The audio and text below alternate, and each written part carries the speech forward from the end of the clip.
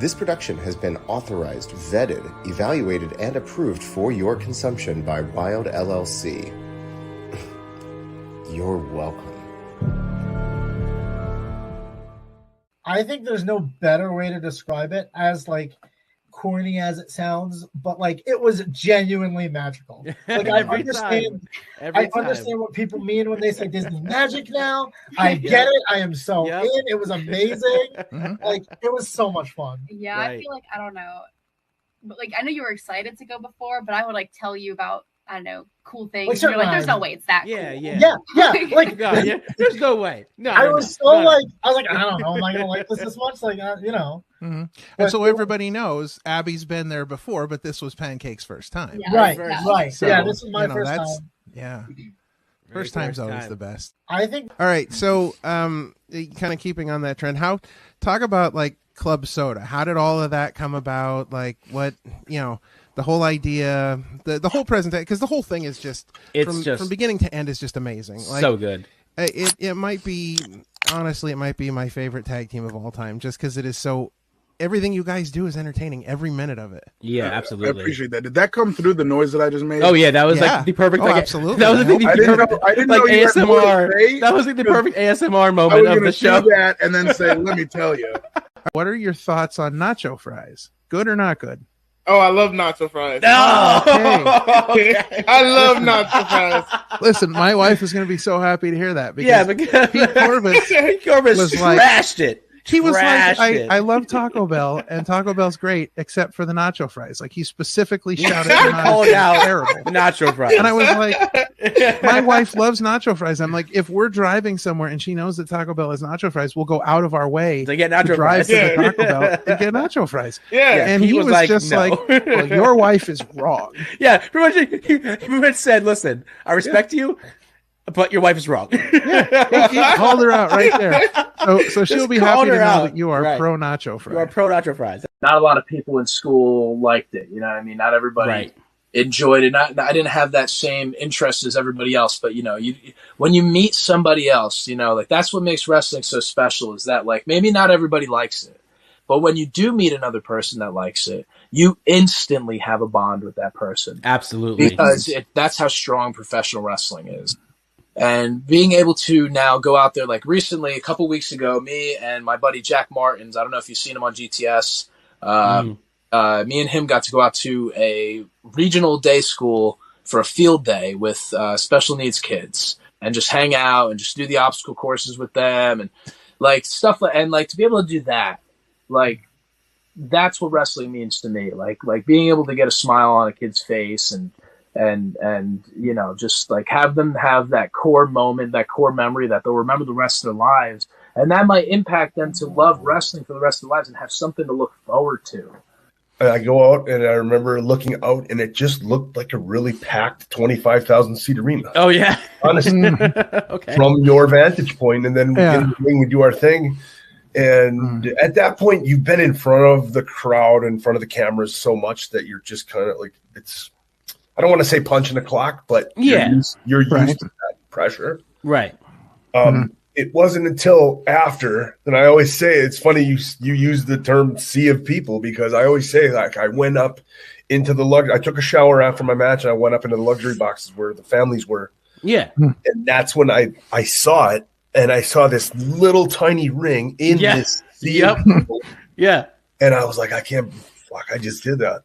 Yeah, I just wrestled with him in that sea of people. Yeah, right. Yep. That's when it dawned on me. So, Matt, I'm on air doing a podcast right now with the Opinion City podcast, and they came to our live podcast at the Monster Factory. And there you go. You got. They're celebrating their 1 year anniversary right now as they're interviewing me. Anything you want to say to them, real quick? I want to say congratulations on 1 year, 1 year anniversary. It's a very cool landmark. I am very happy for you guys, and I wish I could be there with John to celebrate for you. But I'm actually on a plane going to home. I will be there in a couple hours. Fantastic. It's That's not awesome. easy. It's not easy. Right. Matt and I can attest to. Yes. Yes. But Matt, I will give you a shout back after that. And I'll chat with you. But travel safe if I don't get you back, and I will. I'll catch you later. Take care. Yeah, I'll talk to you See later. ya. There you go. There you go. That could not have happened at a better time. Yeah, that was to explain how perfectly busy your timed. life is.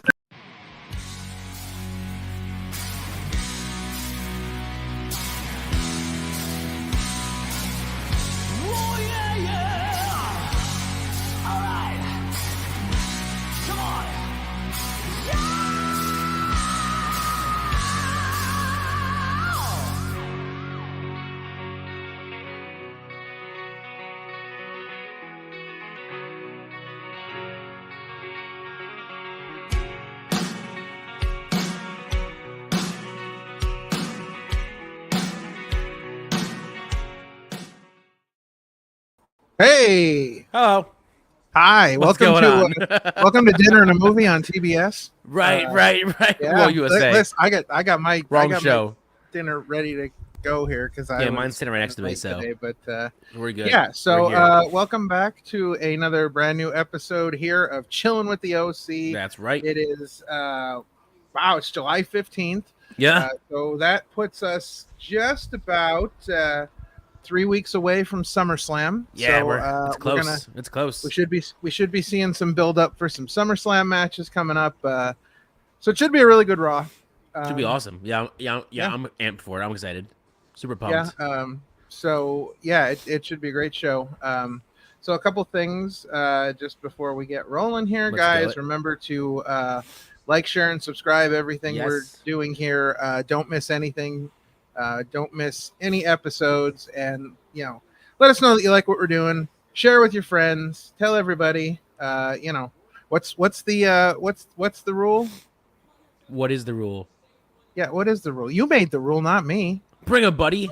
Is it Yeah, the there buddy you go. system? Bring a buddy. Yeah, it's bring a buddy. bring a friend system. If you're hopping in to say hi, if you're popping in to say hello, bring someone along with you. Yeah. Bring someone with you. Bring someone Please do. in. Have them share. Have Ask them them, bring subscribe. someone. Yep. Have them bring somebody else. Join the Sure. Discord. Yes. Oh, while we're at it, sure. Join the Discord. Join the Guys, Discord. Guys, we got lots of fun over on the Discord. Great things going on. We're having a great time over there. Talk about all kinds of stuff. We talk about wrestling. We Yes, talk about food. everything. Yes, we talk food. about We're music, foodies, big sports. foodies. Like we talk about everything, and A whole bunch we're of gonna- things. All the things. we're gonna mention this a few times throughout the night, of course. But Yes. joining the Discord, and tonight, immediately following our live stream over on the Yeah. Discord, we have a big announcement because the OC has a brand new show. Bang! The OC presents Grappling with the Grooves. This is going to be a monthly roundtable discussion about music featuring people in the pro wrestling world. And our first episode is going to hit. First episode is going to hit August 4th, the day after SummerSlam. So on a Sunday morning, get up with us and enjoy some music conversation with people involved in wrestling. But we are going to be announcing who that special guest is on the Discord right after the live stream. So make sure you head over there. Us. It's going to be a lot of fun. So hell yeah. Let's get into a little bit of talk What's on about tap tonight. for Raw? Well, here's and funny enough, we talked about it maybe about a month ago that Raw they WWE really put out like a great preview of Raw. Like we couldn't believe how much they put out. Well, same thing for tonight. Let's take a look at what we got. Kicking off the show. We've been told that she is kicking off the show. Mommy's back. Ooh, hey, yes she is. Rhea Ripley Yes, is she kicking off the show, and so she's gonna be starting things off. We don't know what she's gonna say. We don't know what she's gonna do. We don't know if she's going to is she going to be mad at Dom? Is she going to be mad at Liv? Is she going to be she's definitely okay gonna be mad with... at somebody. Well, we don't know. Definitely exactly somebody. We don't know exactly what the deal is, but as you said, she's going to be mad at somebody. And speaking about people who are mad, Drew McIntyre's coming back tonight. Oh, Drew's on a tirade. And tirade. CM Punk has promised to stay home. We'll see. We'll see. But here's the thing, though. He's promised to stay home because Adam Pearce said, "You stay home, and I talked to Drew, and Drew's ready for business.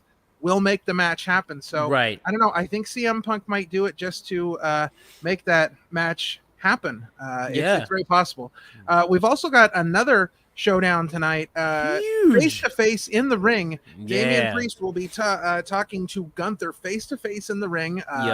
I believe this is like the first time they're really kind of having a one-on-one conversation like this face to face before SummerSlam. But that's not all Damian's doing tonight. He's pulling double duty because Damian has got a match against the one-legged Strowman train, Braun himself. God. I don't know what's going to happen. Will Braun prove that he belongs in the title picture with a win over Damian tonight? Who knows? Who knows? We've got another grudge match. Sheamus and Bronson Reed are going to get in the ring. Oh yeah, you're gonna get it on. You're gonna get it on. That should be a great match as well. In addition to that, we have a title match tonight, Sean. Oh, do we? We do. Ooh. Sami Zayn is defending the Intercontinental title against Ilya Dragunov tonight. Hell yeah. That's pretty. That's a huge match. Huge match. Not only is that a huge match, that should have some implications for what's going to go down at SummerSlam, regarding the Intercontinental title. So huge Raw tonight, man. It's going to be huge implications. Huge implications. It's going to be a good show, I think. I think even though it wasn't in the graphic, I think we're going to expect big things from the Wyatt Six tonight. We don't really know, especially after last week's promo, and apparently not on Raw this time. They actually earlier on the Pat McAfee show, they sent him the VHS tape on the show. Mm-hmm. So you won't need to see him hand over. He already has the tape. Yeah. Well, what's interesting about all that is, don't forget, we saw Adam Pearce open his office door last night, and it was Bo Dallas sitting there. So we got to find out what happened in the office, what happened there. A lot of stuff going down tonight. A lot of great stuff. Before we get into Raw, if you really are enjoying what we're doing here, and if you're really enjoying the Wyatt Six, why not get yourself some merch? New merch alert. Yes, get yourself that banging Wild LLC Opinion City banger. Let Us In merch. Yeah, just go and grab that and support the show. We would love that if you were out there repping the show in some beautiful merch. Repping the show, rep us out. Do it. With that, we've got about 2 minutes here until Raw should be starting. The show, baby. Yeah, very exciting stuff. We'll be talking about various and different things throughout the show tonight. Yes, we were at a banger of an indie show yesterday, which we're going to have to talk about. And for a great cause. And stay tuned, because that will be dropping soon. We got so many good interviews, so many good people to talk to about Vlad Radinoff and what he means to the wrestling world. It was such a good show. It was for a good cause. It was for a good guy, great guy, legendary in the wrestling business, I dare say. And of course, there's a big surprise from yesterday that we're going to have to talk about as well, because we had a little bit of a surprise. So we'll definitely have to get into that a little bit later. Very exciting stuff. Yeah, we're super pumped. Yeah. And again, Raw should be a fun show tonight. We're looking to see some big stuff tonight, because we're at a point now where we really need to start talking about SummerSlam and really setting some things in place, because we've got the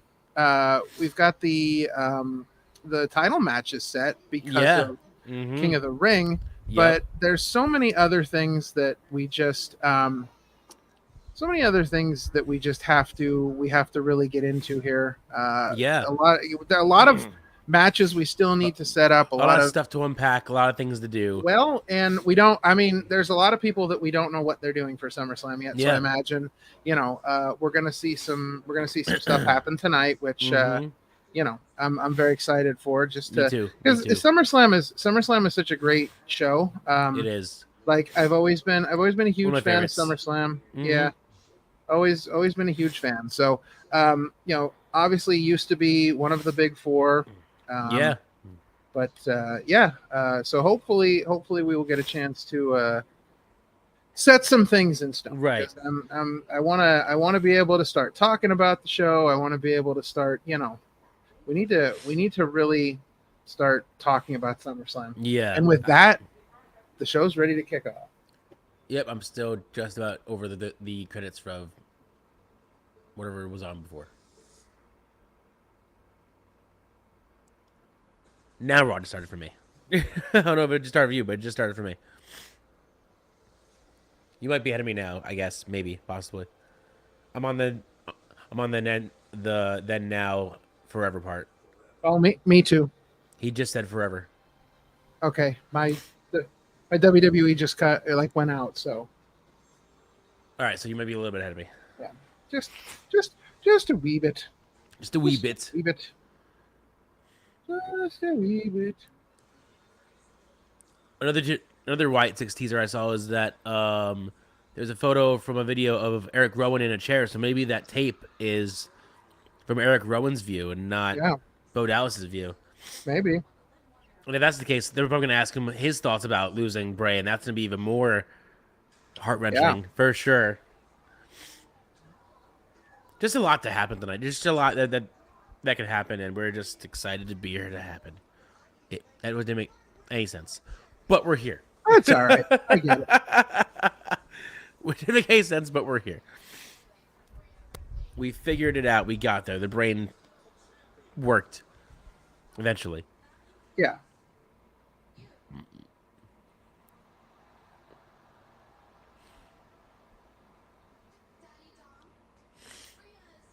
So excited to see what happens with Rhea more than anything. Yeah. I'm very curious as to what's going to happen with her. I agree. She was very mad at the end of the show. Yes.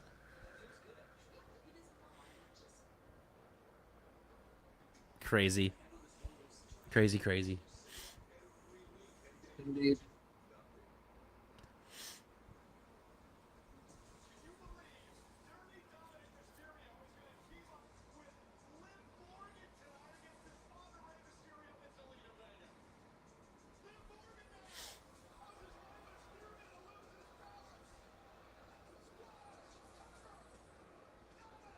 I wonder if it's maybe the actual start of the disbanding of Judgment Day. We've been saying it for months and it's never happened. Maybe this might actually be the start. Yeah, I agree. I think this is probably. I was talking to somebody today, and I said the exact same thing. I'm like, I think this is where we're finally going to see it. Right. I think it's coming. At least part of it, or some part of it. Yeah. At least I would hope so. Anyway.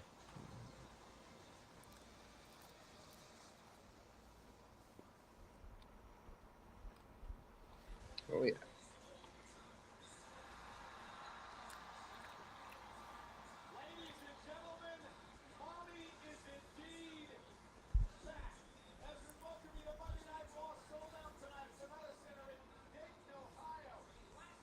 There's Rhea. Indeed. Walking right out. I love it. Oh yeah, she's not messing around. Oh no, she's business. She's starting a show, so she's all business. She's ready to go. Pat putting Dirty Dom in a blender. Oh, these people.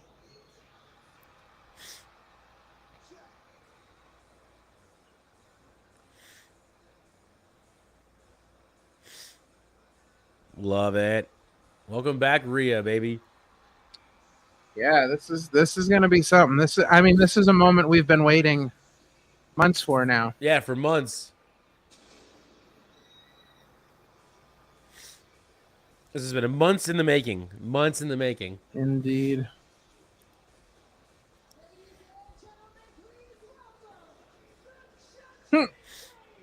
Mommy's home. Big trouble. Dom's in huge trouble. That's an understatement. Don doesn't know what's going to hit him. Nope. He's gonna be in so much trouble. He's gonna have to call Nick. He's gonna have to call Nick.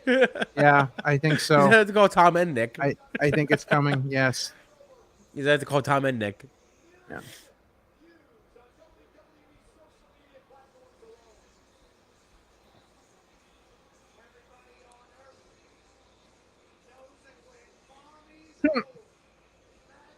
Pat McAfee. When mommy's home magic happens. Pat McAfee will always be a gem to me. Always. Pat McAfee's ridiculous. He's such a great commentator. I love his energy and I love his enthusiasm. 100%.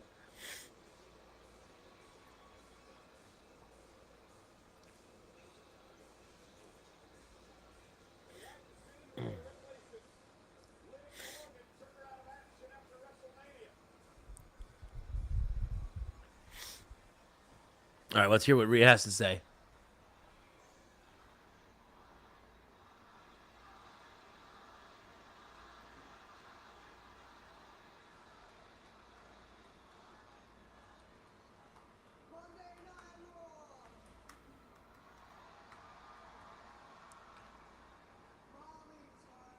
Oh, yeah.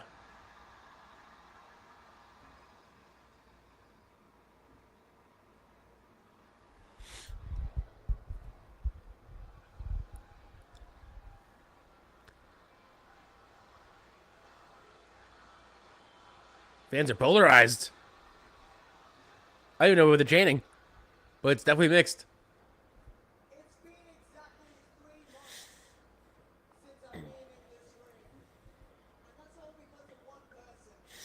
Oh boy. One person. Who it be?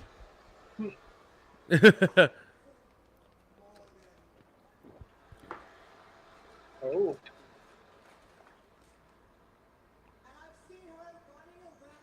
She's gonna handle Dom later. Oh boy. Oh boy.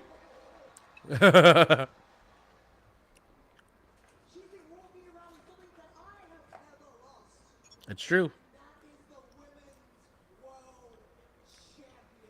Mm-hmm. Never lost it, just had to give it up.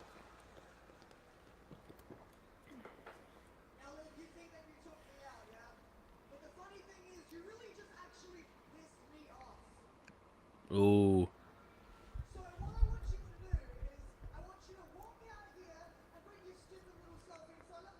Your stupid little self.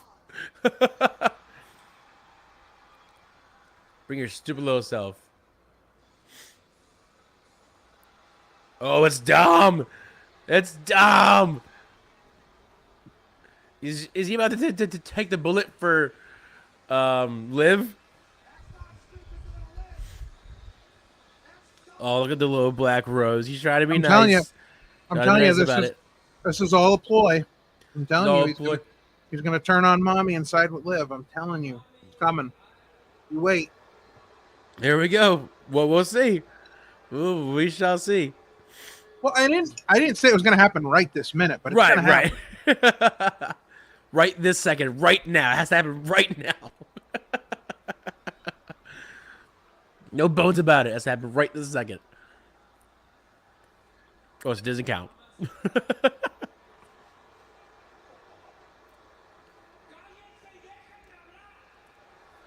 Don't yell so loud. God dumb.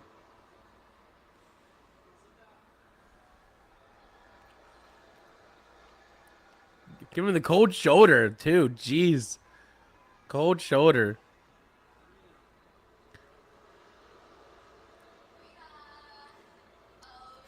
Oh, here we go. Here we go.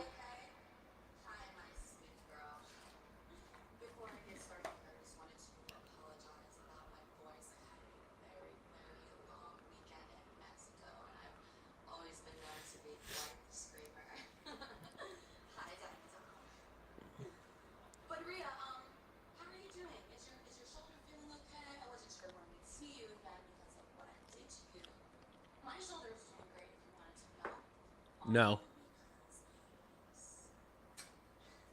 Maybe he barely defended that belt. Just saying. What she defended it? What, twice? Once? I mean, I know once for sure. Well, for sure once. One time for sure.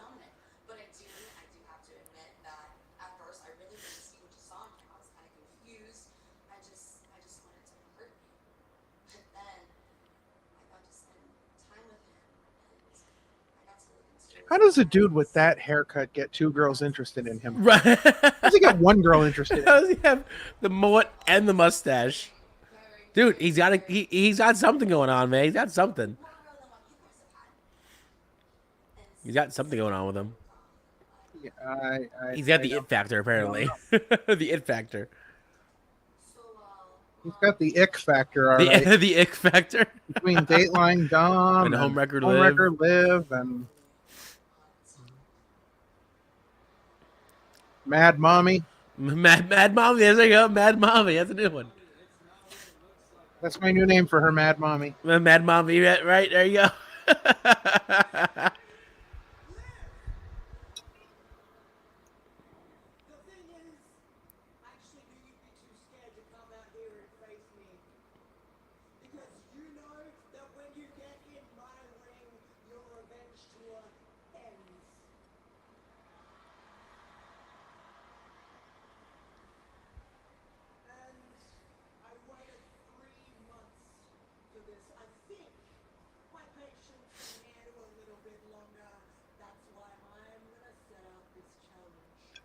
Here comes the challenge to SummerSlam. Yep. There it is. Challenge has been made out by Mad Mommy.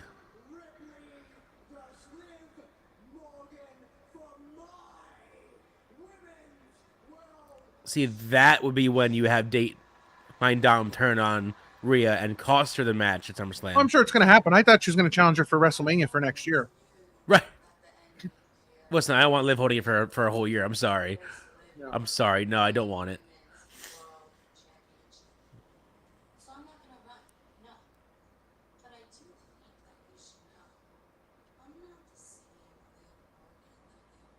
No, you are. The exact same.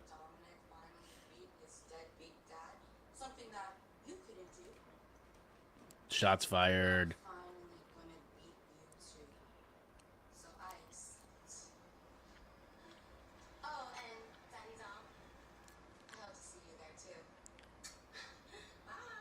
Here's a hot take. I think Liv Morgan's going to beat her at SummerSlam. I think to continue this story, I think Dom's going to turn. I was just saying. I literally just said I think Dom's going to turn on Liv at SummerSlam. I mean Rhea at SummerSlam and cost her the match. That way, Liv still wins.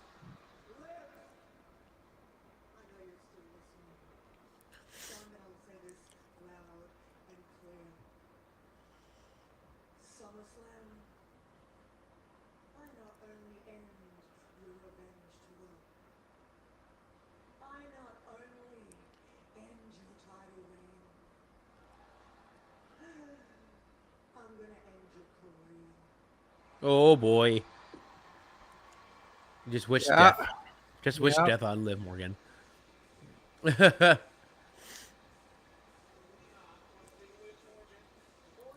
I sure is. I'm gonna miss that this year. Actually, I sure is. I'm gonna miss SummerSlam.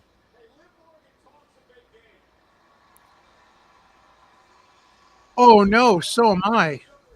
Yeah, we're both gonna miss SummerSlam. Oh man, we're gonna have to watch it. We're gonna have to watch it the next day. No, I'm gonna watch it as soon as I get home. I'm gonna stay. Oh yeah, you're gonna watch it like midnight. Yeah. I'm gonna be at the IMAX of Deadpool 3 with Adam. I'm gonna be at.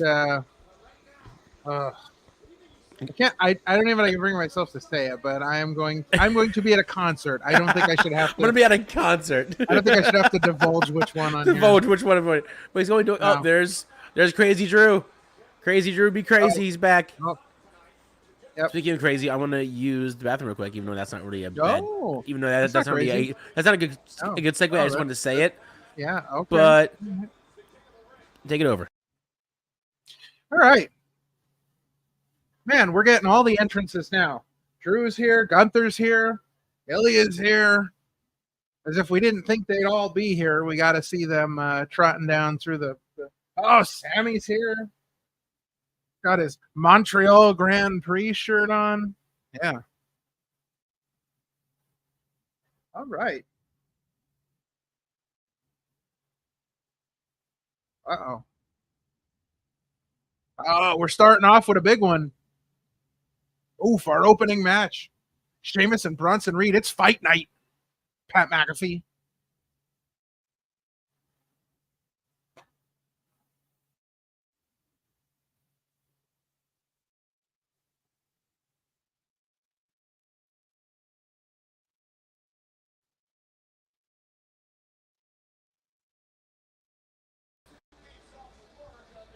I'm not enjoying this.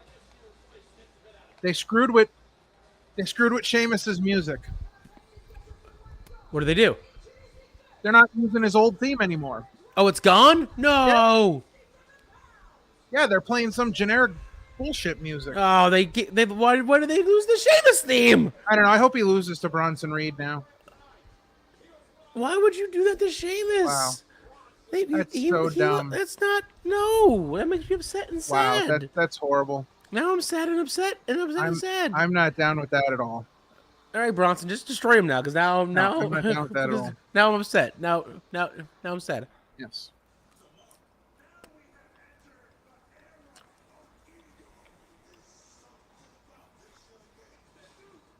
Yeah, I'm not happy with that at all.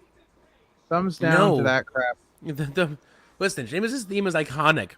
The theme is iconic at this point. Give him his theme back. It's so good. I agree. They got to give him the theme back. It's ridiculous. Yes, I agree. They do. They have to give him his theme back. Thumbs appropriately down. Thumbs appropriately down. Yes, I'm not happy with that at all. So, while we're on break, yeah, you have a beard. Sure. I have a beard. Do you? Yeah, Adam, the guy has a beard. Right. Has a pretty big beard. How can we maintain our luscious beards? Well, I'm glad you asked me because I have an answer. Why not head to the forest for an answer? Let's see what the forest has to tell us.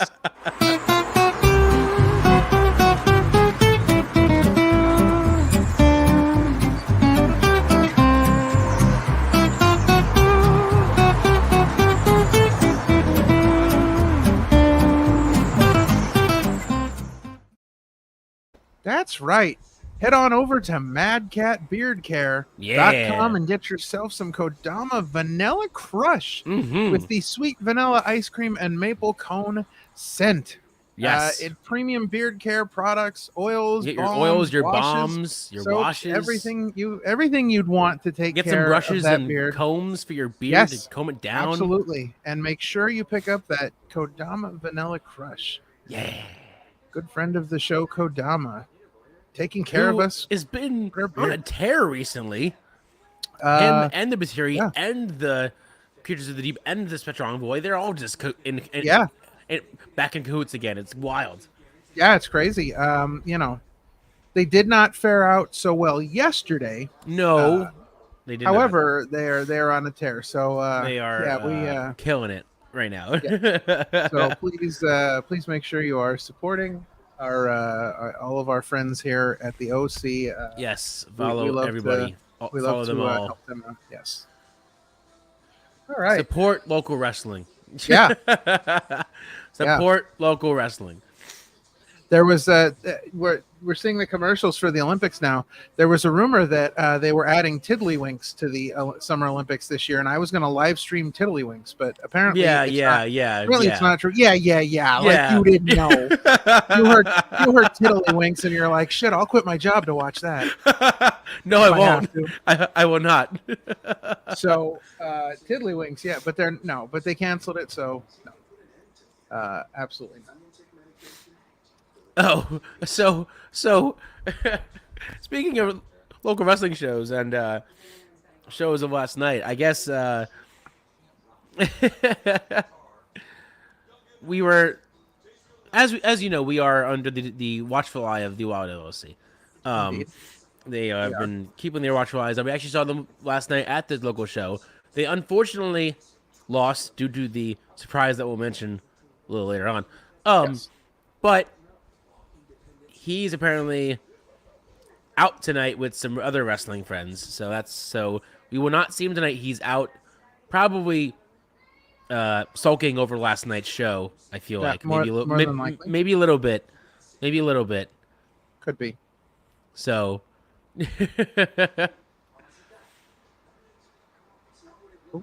Tommy's not having it. She's not happy. He is not happy. Oh.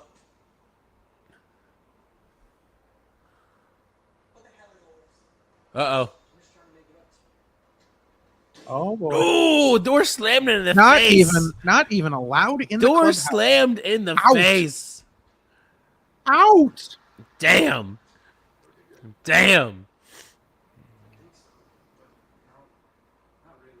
Not really. Not good at all. Oh boy. She threw it at him. Jesus. She done. She is not happy in the slightest. It's over. Oh, it's over. It's beyond over at this point. Jesus. Wow. Dom is in the doghouse. Probably correct. for a good long while. I would imagine. Are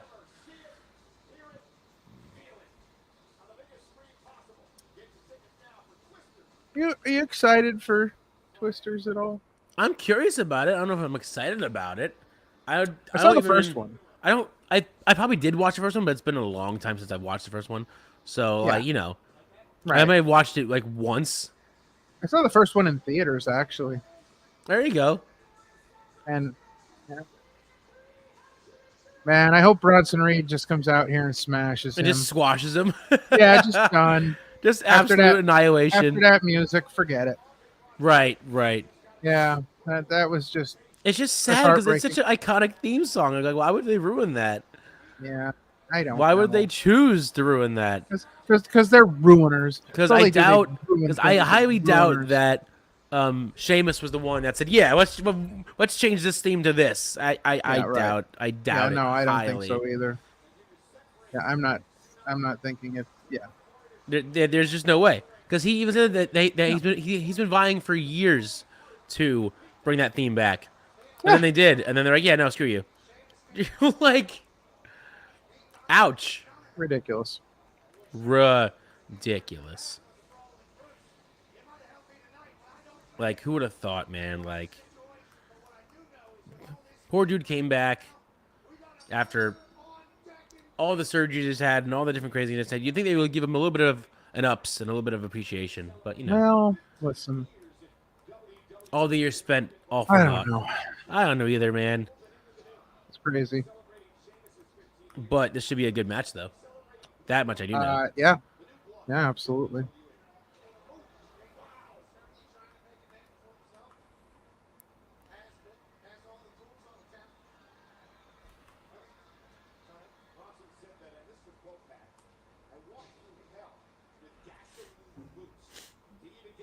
Bronson, he's such a big dude. I love Bronson. He's so good. Yeah, he's really good. Indeed. And to think we used to kind of trash him in the beginning of this podcast. Well, look, I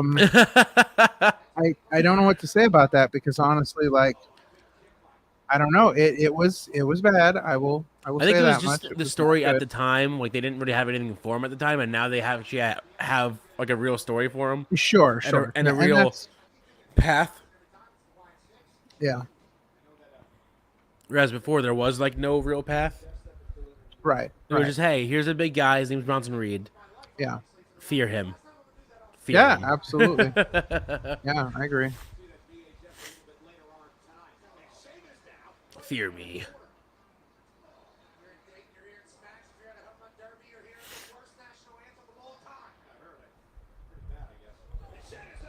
Oh.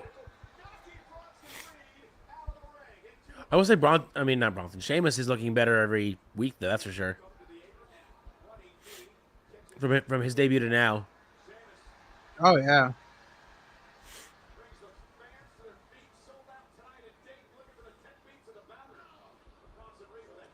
No 10 beats today. Not today. Not having it. Not having it. Not having it at all. It's just crazy how red he gets so fast. Sheamus gets red so quick.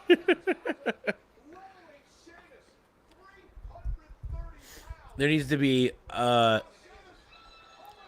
don't even know what you would call it, but a new leveling system. And then it should be as simple as pasty white to lobster. That's it. Because that's what happens with Sheamus. Sheamus goes from pasty white to lobster in a matter of seconds. He looks like cream of lobster soup. Cream of lobster bisque.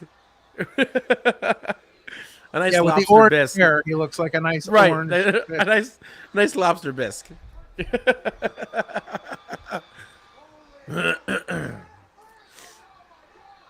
He just poor Pat getting mauled. Unbelievable. Oh, Sheamus. What a guy. Well, another commercial break here. About 26 minutes in, and so far so good. We had the mommy thing. The mommy thing was pretty quick at the beginning, and the first match it was super quick. has been really good so far. Yeah, Sheamus is great way to start off the show. I've been very impressed with the last few weeks that Raw has actually been like a good show, like an enjoyable 3 hours to watch. Like it used to be so hard to watch 3 hours because it was not enjoyable to watch, but they've been getting slowly better every week with like their stories.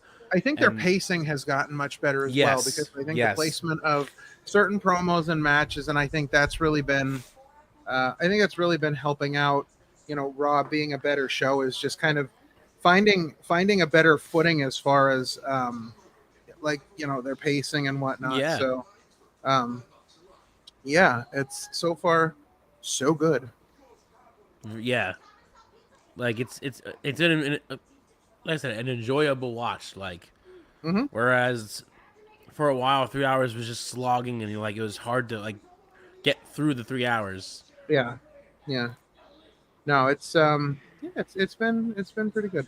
I think also for me, because I've been such a Wyatt fan, I think for me, I'm more excited to watch Raw now because of the Wyatt Six stuff, and I want to see what's going on with the Wyatt Six stuff, and I want to see what's going on with the whole Wyatt lore.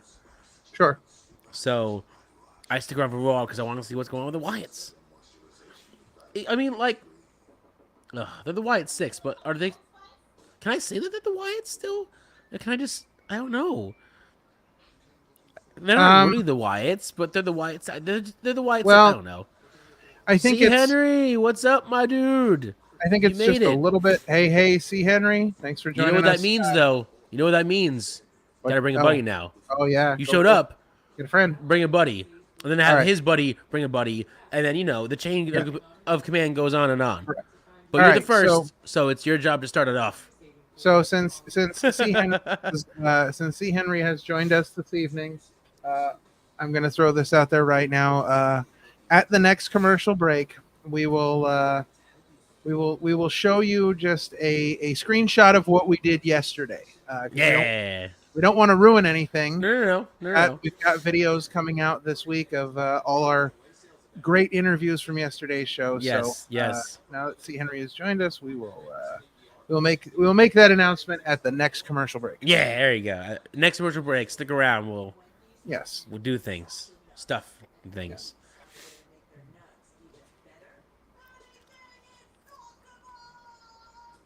But remember what I said to you, Henry. Start the train. Yeah. Bring a buddy. So start the one-legged Strowman train. That's what you gotta do. Start the one-legged Strowman train.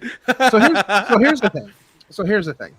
I don't find myself as excited about NXT as I should be, and the reason I say that is because I'm more excited for the surprises than I am for the actual matches. Right, you're more surprised. You're more excited for the TNA crossover than the actual NXT. Yeah, it's not that the matches have not been good. It's just I think it's hard.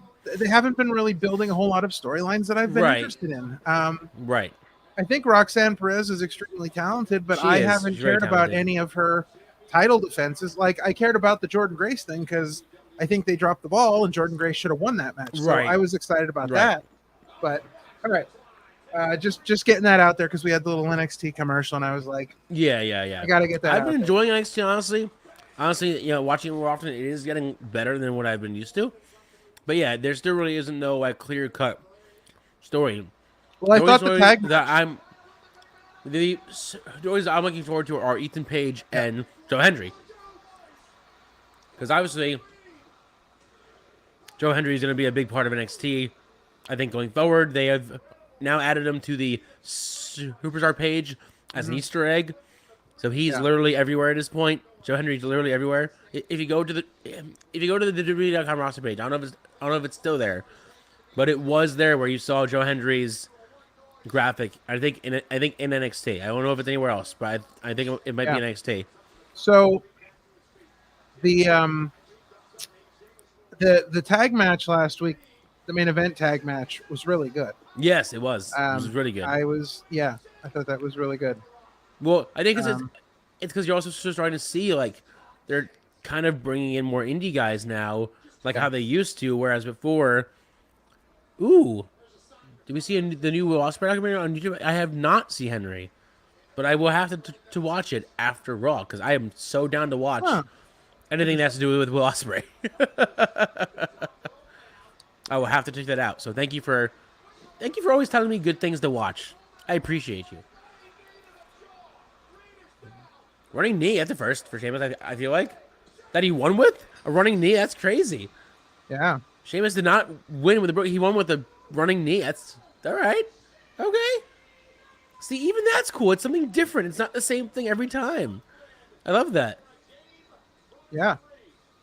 I love that. A little something different. I'm surprised that unless they're doing something very specific here with Bronson Reed, I'm surprised they allowed him to take the loss at this point because I feel like they're trying to build him to something. He's up. Yeah. Oh, wow. Pete Dunne helped Sheamus. Even though last week they had a little falling out. I know. Yeah. After last week they had a little falling out. Yeah. Didn't want anything to do with him. There it is again.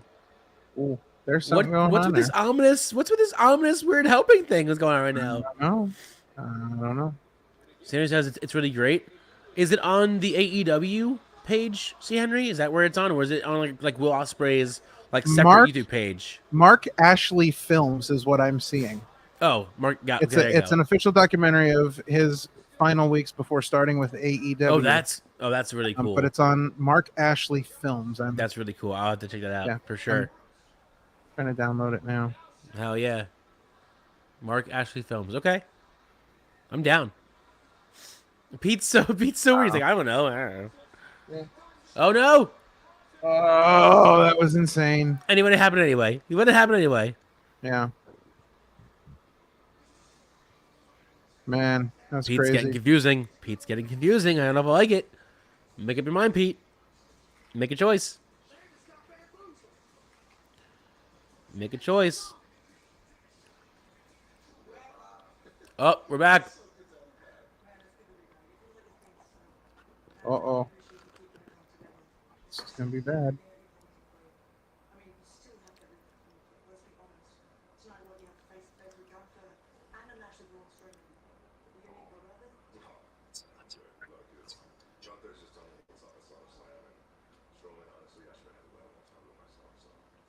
Oh, him versus Strowman tonight. That wasn't announced. Yeah, it was. We talked about it. Oh, him versus Strowman? I have the graphic, It was. You're right. Uh-oh. Oh, he's back. Say less.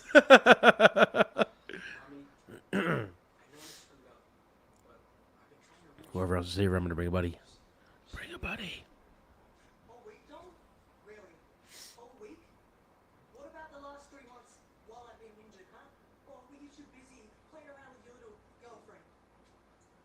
Jeez, she is.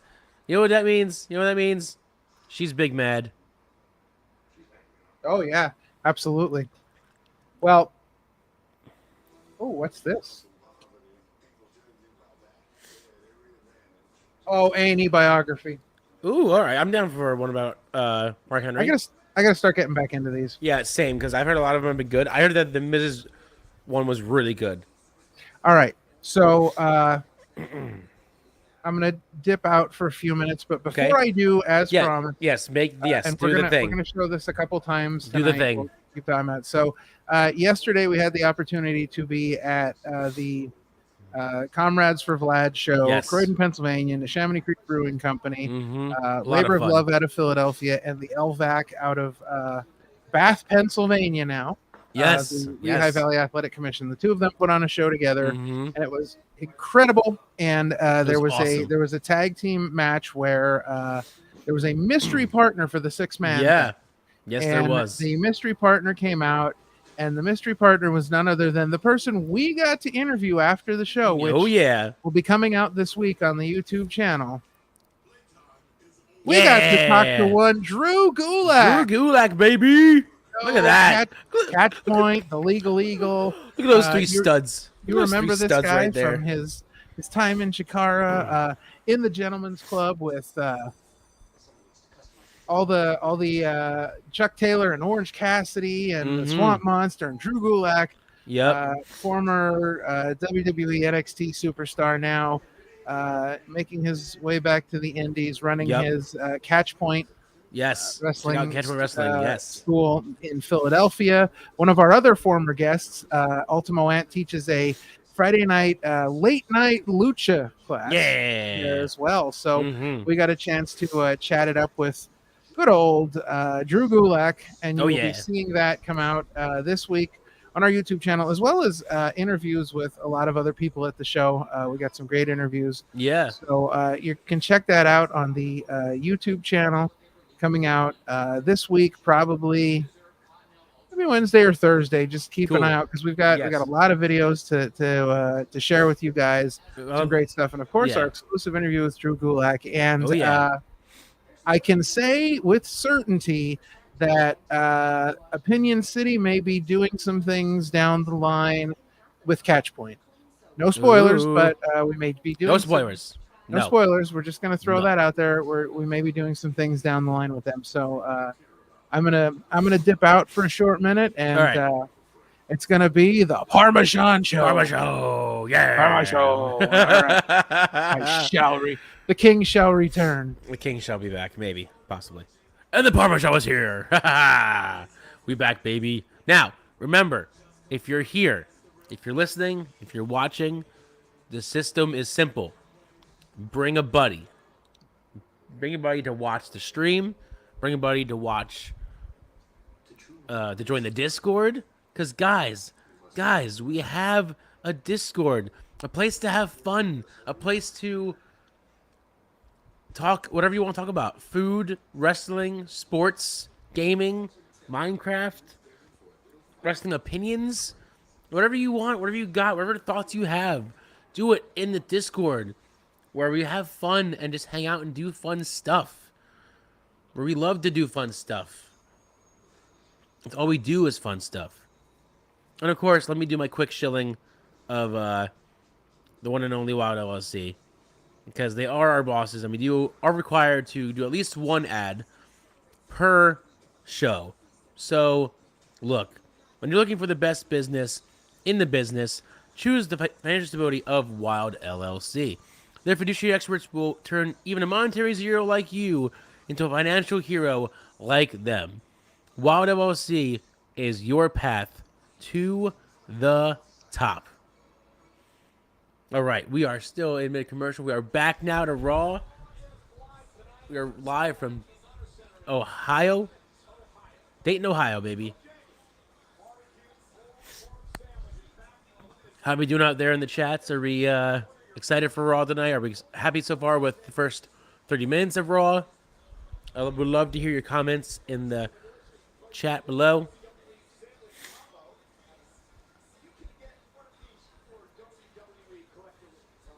There's currently shilling out for Bojangles because Bojangles is fun. I've never had Bojangles. I've never had it before.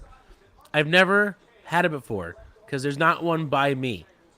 I'm a Jersey boy through and through, and there is no Bojangles by me, so I have not had it. I haven't been able to try it. Maybe one day. I need to venture out and explore. I've had In-N-Out Burger one time when I went to Arizona see my brother, Adam the guy, went back in like 2009, going way back. But yeah, In-N-Out was my first experience. It was amazing. So I've had that.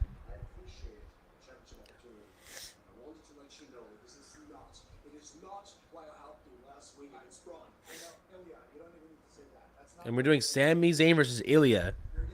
See, Henry, there isn't one by you either? Where are you at? Where is your neck of the woods, sir? I'm just curious, like where is it one by you? Are you also like Northeast, or are you like more Midwest that way? I don't know directions. This way, that way, up, down, diagonal. Chicago. Okay, what's up, Chicago? All right. Never been there either. Would love to go one day. Just because, yeah, I want to go to as many states as possible. And Chicago sounds like fun. If I go to the right spots, of course. Every state has a bad area and a good area. I'm sure Chicago has beautiful and good areas other than the bad. So, you know, would love to visit one day. Would love to visit.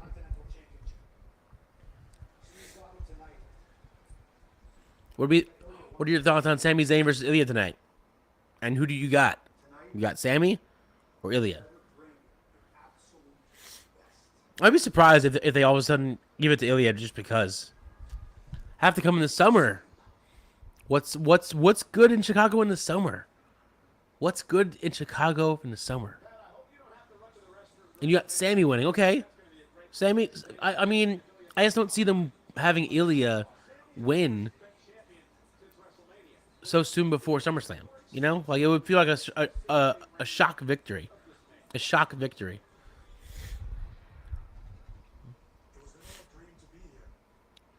See, Henry, where's your buddies? You gotta bring your buddies. We need more buddies in here. We need your Thunder buddy. If you don't get that reference, I'm sorry. I also haven't watched that movie in forever. It's not cold, dude. It is sweltering right now in Jersey. It is so hot that all I do is come home and go to work because I don't want to leave the house. It's too humid and yucky out to even leave the house. It's been a brutal summer here in Jersey. It's been a brutal, hot, humid summer. And I love summer. I'm a huge summer guy. I love summer.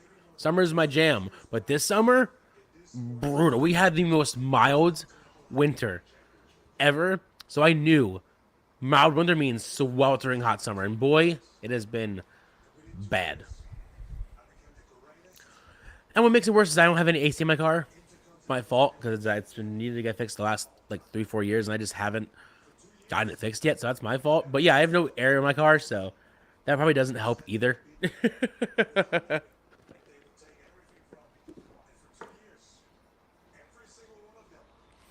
But thank you, C. Henry. Thank you for joining. Thank you for always hopping in to chat. I appreciate you. I appreciate that you've been, I guess, a fan of me. Not me, but like this show for a long time now. So I appreciate the love. I always do. Very grateful to be here, even now. A year in and I'm still like, it doesn't feel real. You know? It doesn't feel like it's happening. Even though it clearly is happening. We're here. We're drinking Freddy's. We're good.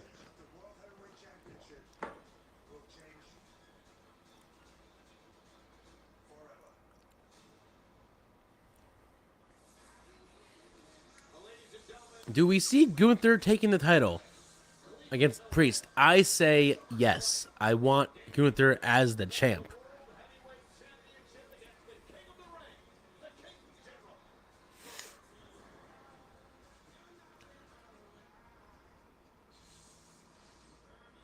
Thank you so much for taking the time for this interview. As you know, the WWE universe is going pretty crazy over the return of Rhea Ripley, but I'm curious to know your perspective. Zelina Vega, I kind of like her hair. The Taste of Chicago. NASCAR have races downtown. And Lollapalooza. Is that like a music festival? Because if it is, I'm so down. I love music and I love festivals. So if that's a festival, I will go. Also, NASCAR, yes, I will do that too because NASCAR is fun. I've been to a few races in my time. I love it. I love it.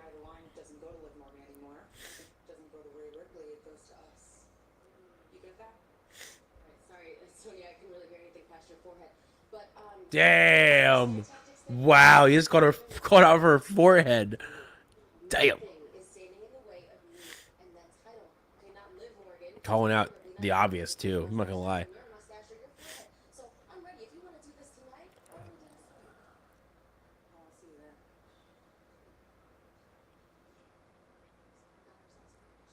She's getting squashed. She's getting squashed by Sonya. It's a music festival. What kind of music? I like most music, just not country. So if it's anything but country, I'm totally in. Rap, rock, metal, techno, dubstep, pop, whatever it is, I'm in. Just not country. Sorry if you're a big country fan. I'm just not. All kinds. Okay, sign me up. I'm in. I will look it up. I will see what's up. I will see when it is. And then if I can afford it, I would so go. But I also know the festivals cost a lot of money, and they're not cheap. So, but Chicago Visit, that's a must. It's a definite must. But while we're on break on Raw, you know what that means? It's time to chill out to you guys. So first of all, if you're a fan of the WAD LLC like we are, because, I mean, we have to be. They own our shit. But if you're a fan of them, Brian Ace from them made a beautiful design for their shirts. Go to ProWrestlingTees.com now and get your beautiful Wild LLC merchandise. Look at that awesome logo. It's so nice.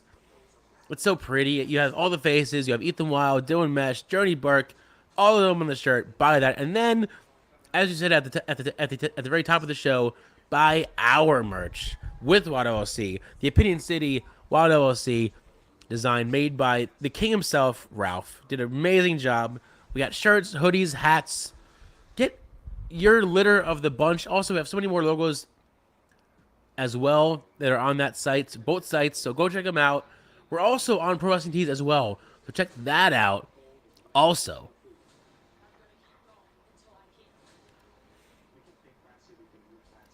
How do I feel about WWE cutting back on house shows? Good for them. Honestly, I think being on the road for that long, for every year, takes a lot on your body, you know? Like, it takes a lot out on you. So having those days off, I think, would help not only your body to heal, but also to give you that time with your family and, like, that time that you want to be at home and to relax a little bit because you're on the road so many days out of the year. So I say good for them. I say cut some of the house shows and just do, like, the regular shows. Give them that time to rest and heal and recover. Otherwise, they're not going to have the most longevity in their careers. Just saying.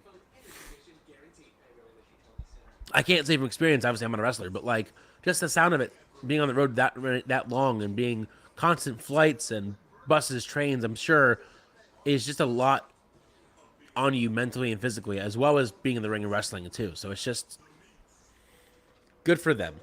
If they're going to cut back on that, I'd say do it for the wrestlers. That way they can relax. Like us, we're just chilling. We're just chilling. They should chill too. But I'm going to keep saying it throughout the show because I want new people that come in to see it and hear it. If you're here and you're new and you're watching us, you're chilling with us, you like what you see, you're enjoying my voice, which isn't sultry at all, so I'm not even going to say that. First of all, like, share, subscribe, bring a friend with you, have them hop in the stream, say hi, and give thoughts and opinions. We are Opinion City, after all. We love to hear your thoughts and opinions because that's what we're about.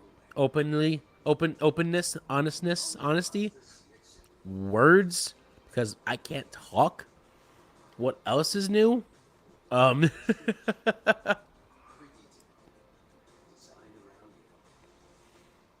just happy that you're here.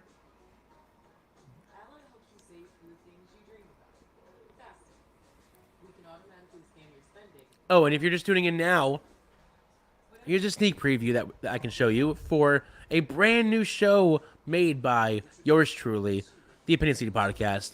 Here's a little teaser graphic for you guys. If you are here and you're around, immediately after the show on our Discord, we will reveal the actual guest, but we proudly present to you Opinion City presents Grappling with the Grooves. It is a brand new show, monthly series that we're doing, where we're going to talk to people within the pro wrestling world about all things music and just grappling with the grooves.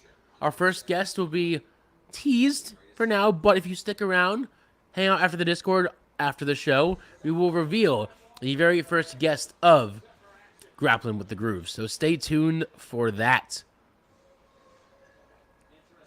As Sonya makes her re-debut for like the third time, I hope that she crushes it. And because I've always been a Sonya Deville fan, so I'm very curious to see how this faction works and how this faction comes around and what they're even going to be called. I'm very curious what they're going to be called when they actually finally roll that out. So, we'll see what happens.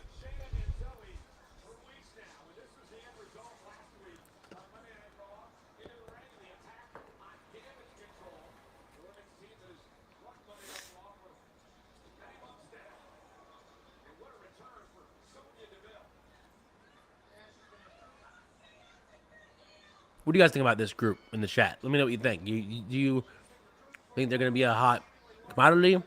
Do you think they're going to be a force to be reckoned with?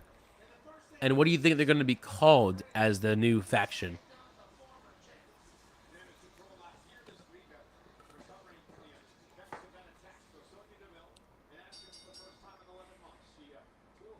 I just feel bad for Zelina because she's such a good talent, but she's used for losses all the time. All the time. I still think that they should have had her win at Backlash. I know Rhea's win was, dominant, and it was a huge streak, but having it at Backlash in her hometown and that pop would have been huge. Huge.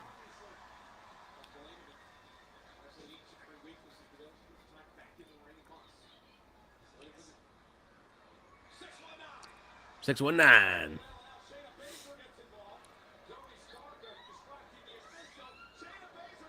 Oh no! She's about to break the arm of Zelina Vega. Like I said, she's gonna get demolished. Demolished. She's not even gonna survive.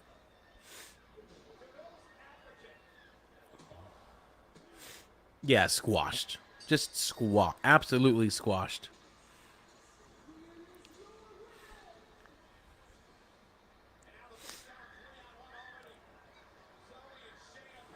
Is anybody going to save Zelina? Who knows? Oh, never mind, Chance. I lied back up. I lied. I'm a liar. Have them squash all of them. Just murder all of them. Or run away. That's fine too.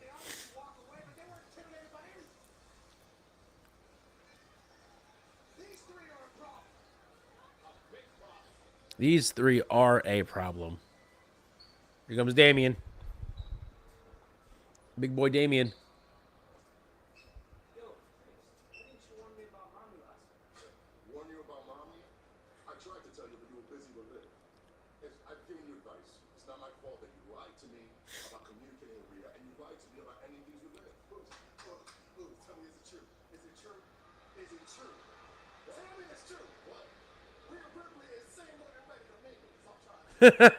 Jey Uso with the comeuppances. That's amazing.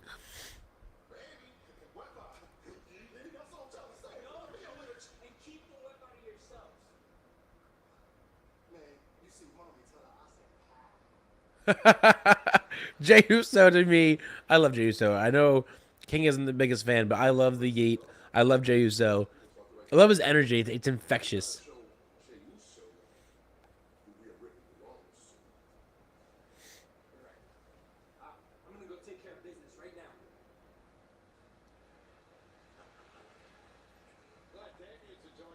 Damien is just loving this. He's loving this.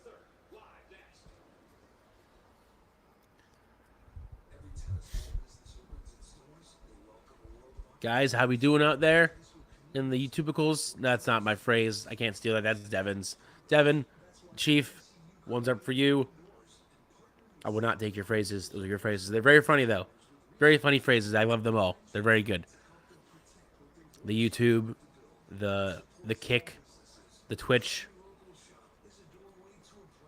If any of you watching are to acknowledge anybody, it is that of Devin, the Tribal Chief, because that dude is a real one. Real one.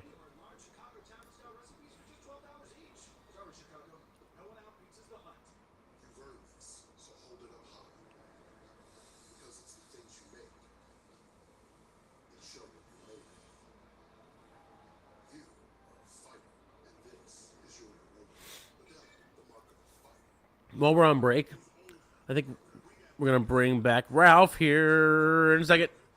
Ah, we're back. Though I can't hear you, though. There you are.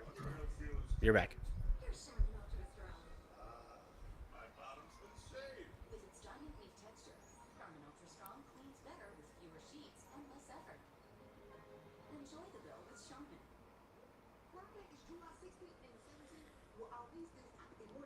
Yeah. Oh. Yes.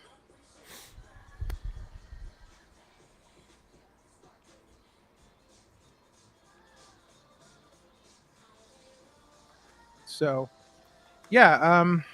I just gave him the whole recap of everything. Me and C. Henry were chatting it up for a while. He's actually from the Chicago area. And he was telling me about to come visit Chicago.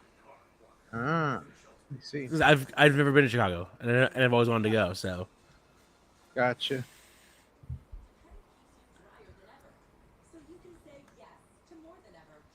So here's my hot take. Give us a hot take. Give it the old hot take. We're always down for hot takes on the podcast. I think that I think Damian Priest is going to turn on Mommy and help Liv Morgan win at SummerSlam. Damian? Yep, because I think... You think Damian's going to help him win? I think the story's going to be that...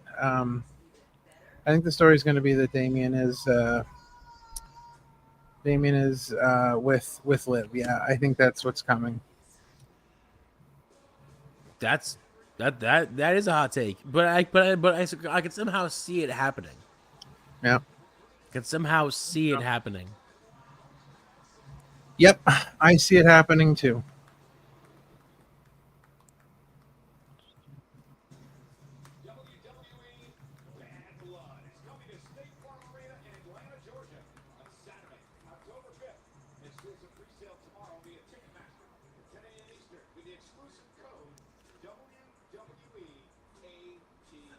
I'm excited for Bad Blood. I'm excited to see where they go with that, and if they actually do like a blood, not like a blood, but like a more edgier show. Right. Oh, here we go. Here we go. Gable's mad.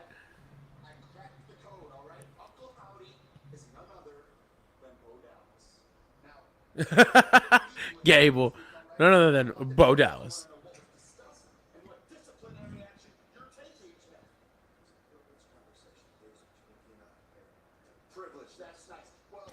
Gable's going to go ape on the entire Raw roster if he doesn't get his way.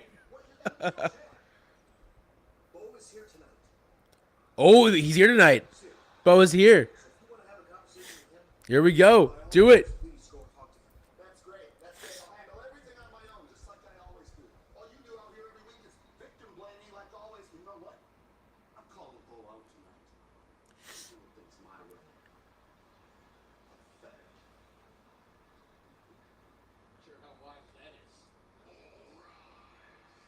How you do it? Now we know that Bo's here. I would love to see Bo make it happen. Whatever that is. Yeah.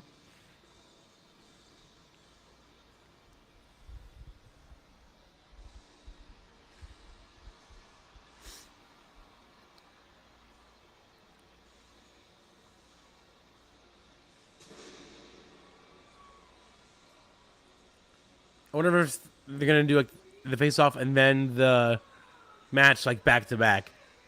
Like have this face off with Gunther lead into Strowman versus Damian.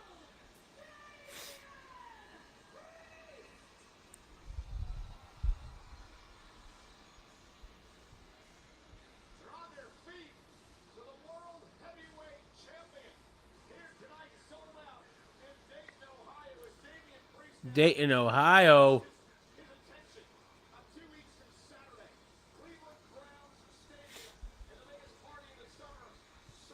I'm just a little bit upset though that I'm gonna miss SummerSlam live this year. Like I love going, I love watching it live. I'm not a fan of watching it after it's already over. Yeah. I don't know why. I've always been a person that loves watching it in the moment rather than hearing the spoilers and then watching it after I see the spoilers by accident. Because once the show's over, the whole internet's riddled with what happened on the show, and I'm like, I don't want to know what happened. Just let me watch it myself. Let me watch my own, Yeah, I don't. I mean, yeah, I don't know. I don't know how I feel about it, but I will probably stay up and watch it. Watch it super late. Yeah, I think so. Crazy.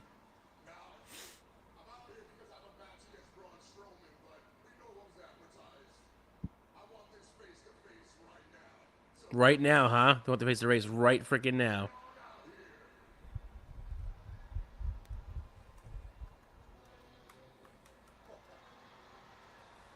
Yeah. Calling him out. I'm just so excited for this match. I really think this could steal the show, I think, if done right. Oh, it's going to kill it. Forget it. I definitely think it's going to steal the show. Yeah.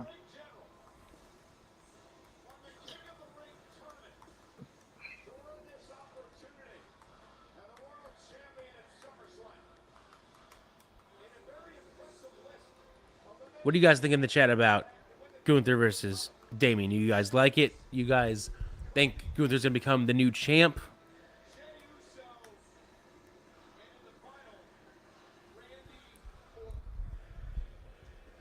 I just wish that they would have given him some sort of king outfit.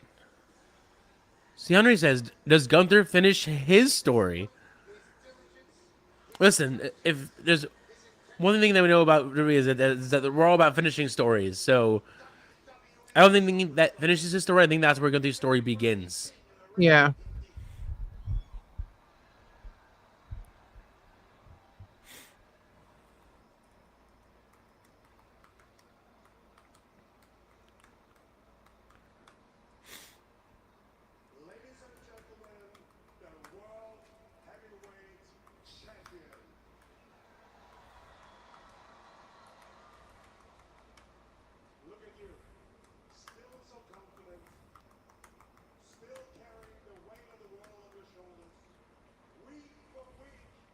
Also, I love that Gunther's just like wearing just the most basic clothing now. He just no longer suits, just basic clothing. Well, yeah, I think he's trying to maybe get away from like the suit thing that Cody's doing, because maybe that because it's very similar. Yeah. See, Henry asks, have you guys ever met Gunther or Walter when he was in the Indies? I wish. Yeah, I have not. Have you? You have not. Gunther. If you did meet Gunther, would you let him chop you? No. You've been chopped before, so you already have the experience. I already You've been chopped before, you already have the experience. Yeah. Who was it that chopped you again? Greg the Hammer. Greg the Hammer Valentine. Right. Yeah. Fun fact. Yes, if you didn't hear that, Henry, this guy got chopped by Greg the Hammer Valentine. Yeah, it was pretty crazy. I'm sure it wasn't pain-free. Did he go full chop, or do you think he held back a little bit? I think he went full chop. Full chop, okay. Yeah, I'm pretty sure. Did you ask for it? No. You didn't even ask for it. Again, yeah.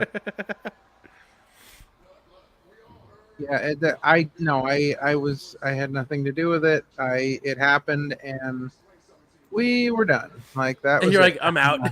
Well, after he chopped you, did you just walk away in anger, or did you give him like a high five no. after? Like, were you pissed off that he chopped you? No, definitely not. It was no. I was good. It was crazy. I'm sure it was. Yeah, I don't know. It was the whole thing was just crazy. It happened so fast and like. Oh really?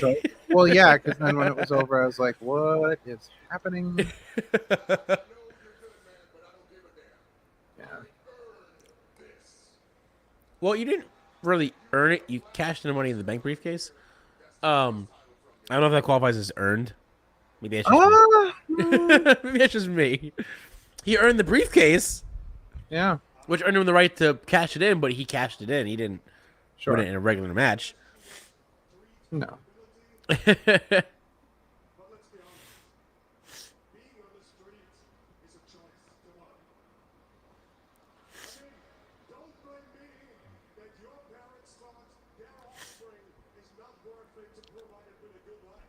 Damn, Gunther. See, Henry says, without mentioning any names, have you guys ever came across any indie or former TNA or AEW talent that was a complete ass? I know this guy has, without naming names. He definitely has. Yeah. So, there's. All right, hang on. Let me look at. We're gonna probably name names. So, you know. Well, no, I can't. Well, no. There was a WWE guy that was,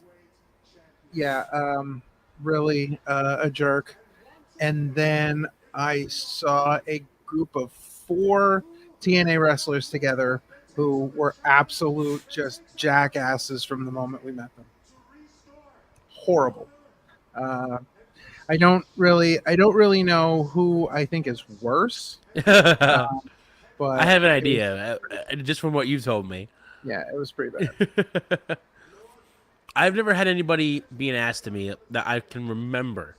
I've been a lot of people in my tenure, not nearly as many as King Ralph has. King Ralph has trumped me by hundreds and hundreds of people. I have not seen that many, but the experience I have had in the past have mostly been good. I actually have a funny story while they're bickering about who's going to win at SummerSlam. Got you. You know what? Actually, no. I'll wait till after they talk. I'll wait till after they talk. Then I'll say it. Just for you, Henry, so don't go anywhere. I'm going to tell you a story.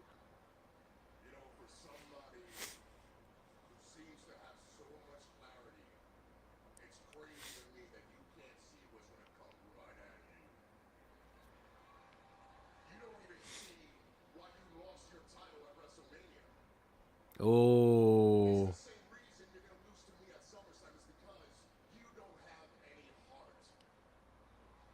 I mean, yeah. I don't know if Gunther has a heart. He just wants to win gold, and I don't blame him. Just win gold. Agreed.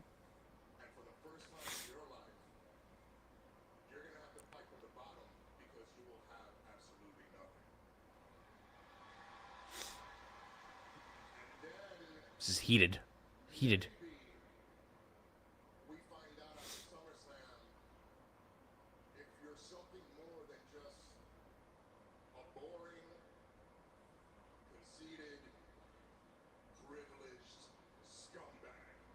Damn! You just called Gunther a scumbag.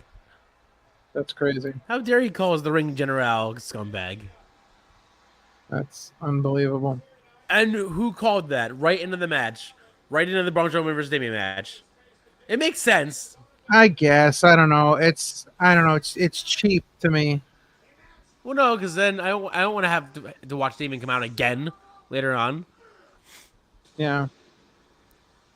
Have it lead into the match. I don't have the match, and then some more ad breaks and whatnot. I'm sure there's going to be a few ad breaks in between the entrances. Yeah.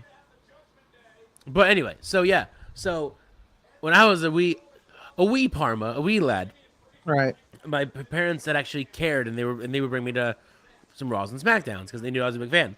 I remember going to a Smackdown with my younger brother Aaron, and we were walking in, and literally from where I am sitting to probably the TV I'm watching, walking in with us was Farouk in his tassels in full gear, full gear, like full acolytes gear, walking into us, and he turns to us, he goes, "Hey kids!" And me and Aaron we were terrified because of how big he was. He was huge.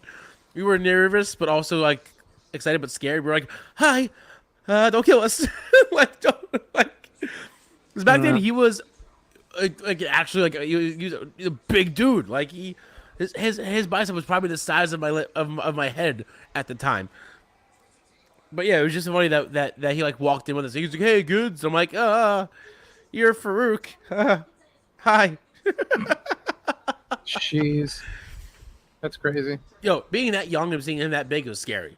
Because like, I can imagine. I can imagine. Murder me. Geez. Yeah. Oh well, I mean, he pretty much looks like I don't know. It pretty much looks like he could kill anybody now. Like it's not. Well, yeah. Oh yeah. Like, but like when he was like in like not his prime, but like when he was like mid-90s, Farouk was yeah, big man, big man. Yeah, that is one way to put it. That's for sure. Do you have anybody that you met when you were really, really young that you were like awestruck about or had like a reaction about? Let me. So, I mean, I didn't really get into like. I mean, I was into wrestling, but I didn't really get into like, going to wrestling and doing things until I was a little later in life. I will say, I had a moment where, I met the Big Show, and that was enough. Yeah. Because he was like standing right behind me and I didn't know it. Right. And my friend, because my back was to him, and my friend saw him and he was like, "Yo," like, and I turned around and I looked up. Look up to the Big Show. Yeah. I guess I have a picture with him. I'll find it.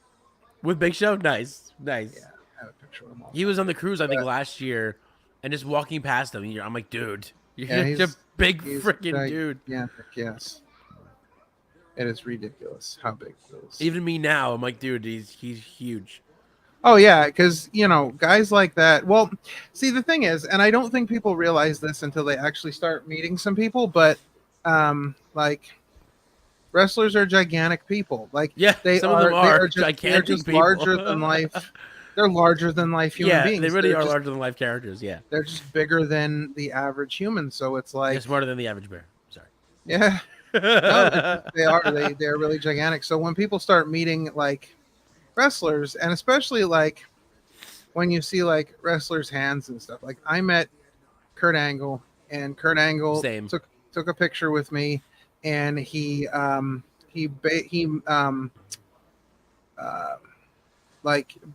a fist right up by my face, and it was freaking gigantic. Like his hand was the size of your head. It was, yeah, it was monstrous, and I was like, "This is insane."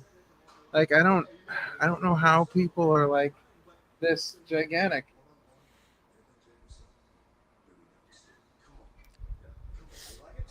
There you go. Oh, nice. Look how much bigger he is than me. He's like towering over you almost. Yeah, he's gigantic. Yeah, it's crazy. Jesus. It is crazy. Ron Breaker.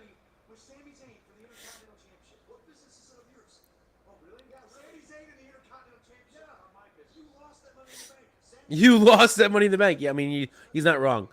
You did lose that Money in the Bank. Yeah.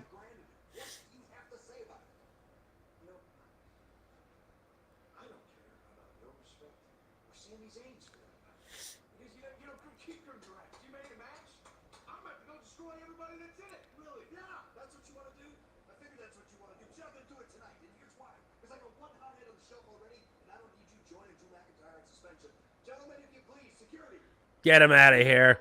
Get him out of here. Get him out of the building. I'm telling you, like, this is going to have... Yeah, he's going to now cost Ilya the match now. This is going to have to end somehow in, like, Braun and... Braun and... Well, Braun and Adam Pearce. Right. Are gonna like it's going to have to end in that. Have a match, you think? Adam Pearce comes out of retirement to have a wrestling match against, of all people, Braun Breaker. Mm-hmm. Is he asking for death? Because I don't see Adam Pearce surviving at all. No, but I mean, what's Adam Pearce going to do? He's got to do something. He could send us a surprise return to get him. You know, I don't know. Maybe. Imagine if he got back. If he brought in Scott Steiner. Like, I know who to face you. Your uncle. Oh, I don't know. It would never happen, but it would be hilarious. It would only happen if, like, Braun was in, like, TNA or, like, not WWE. Sure. But, yeah, I think that would be hilarious. If he was like, I know who someone he's going to face. Your family. Right. Your own flesh and blood. Yeah.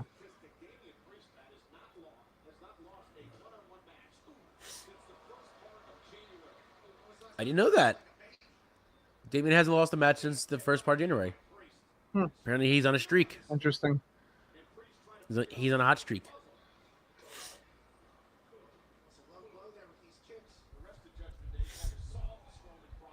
The Strowman puzzle. The Strowman puzzle. What? What in the hell is that? I heard problem. I didn't hear puzzle. That's something's not right. The Strowman problem. Yeah, the Strowman. The fact that they mentioned the Greatest Royal Rumble Championship about Braun is funny to me. Yeah, it's not a title. It's just right it's just a badge of honor, I guess, if you will. That he won at in Saudi Arabia. Yeah. Oh, here comes your favorite part. Comes your favorite part. Oh, geez, it's coming. All right. Here it comes, your favorite part of the whole night. Yep, I'm ready. Don't worry, I'm ready.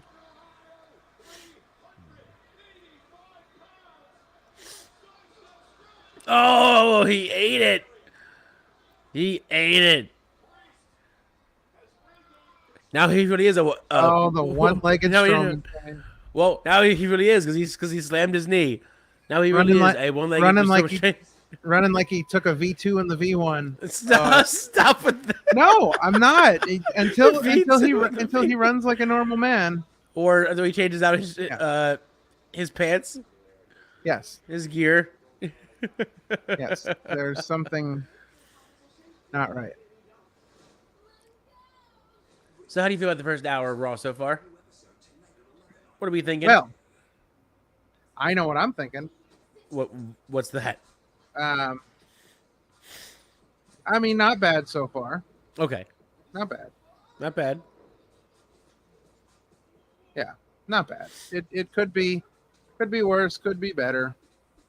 I mean, the Judgment Day stuff has been great. Yeah, I'm super intrigued by all of this, by where Rhea's gonna go, where Damien's gonna go, where does Dom fit in all this? What's Liv gonna do? Like, I'm so. Whereas before I wasn't into it, now I'm like ready to be locked in. Like, that would be all right. Let's lock. Rhea's back. Let's lock it in. Like, let's. Now we can continue through the story proper.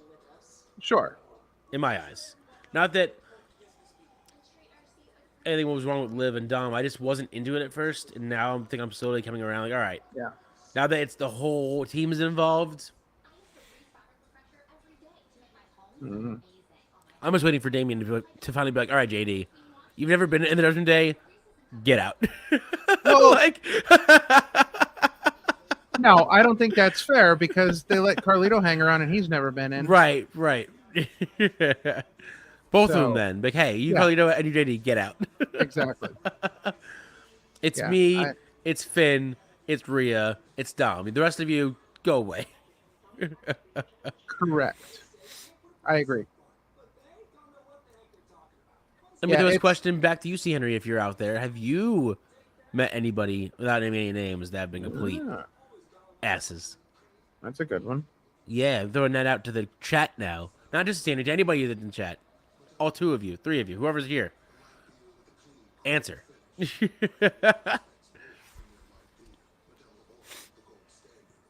Respond to the question. You know, we've mentioned Come Out to the Lads, but aren't we doing something next week as well, Ralph? Oh, yeah, we are doing something next week. We're going to be at a really cool event, a very really different awesome event. It'll be the 5th year that they're running this. Yeah, Year something 5. very different. Year 5. It is the Real Rumble at the Mahoning Drive-In Theater in Lehighton, Pennsylvania. So they're going to have a vendor market, wrestling vendors. They're going to have live wrestling provided by the LVAC. They will be setting up a ring right in front of the movie screen, and they will be wrestling. It starts at 5:00, and tickets are $15. And then as soon as the lights go down, we're going to watch They Live on the big screen in all its 35 millimeter glory. It's going to be amazing. It's going to be a lot of fun. Sean and I will be there. We'll be talking to people. We'll be having a good time. We'll be doing our thing. You guys should come out and just have fun. I believe it's the only 35 millimeter dine-in theater left in America. Mm-hmm. If I remember it is. Interesting conversation with Virgil on Wrestling with Life. Cheap plug for that. Go watch it. Yeah. Go check that out. I'm a show. I'll show for anything. I'll show out stuff. It's fine. Yeah, it should be a good time. They've already announced 2 matches. Let me pull that. See, Henry says, good movie. He has watched They Live. They Live. I don't think I've actually ever watched it. I'm going to be honest. So this would be my first time watching in full They Live. Yeah. So interestingly enough, so we were talking about They Live, the wife and I, right? And she mentioned that she had never seen They Live either, and she was actually interested in seeing it because, again, she is she a big horror movie guy? No, but she is fascinated with like Roddy Piper stuff. Like she thinks Roddy Piper's cool, and she just thought this would be a good movie. So then, of course, now this is the second time they've shown it for a Real Rumble, but again, it's They Live, so like right, whatever. Like it's not going to be. It's a great movie, so yeah. So they they're going to show that, and she's kind of excited about seeing it. So hey, that's a bonus as well. That is a bonus. Yeah, I'm excited. We'll see. It's gonna be late, and she's got to work the next day. So we'll see if she'll be able to hang through the whole movie. Right. Might be. Priest with the clean win against Braun Strowman. Yeah, it's interesting to me.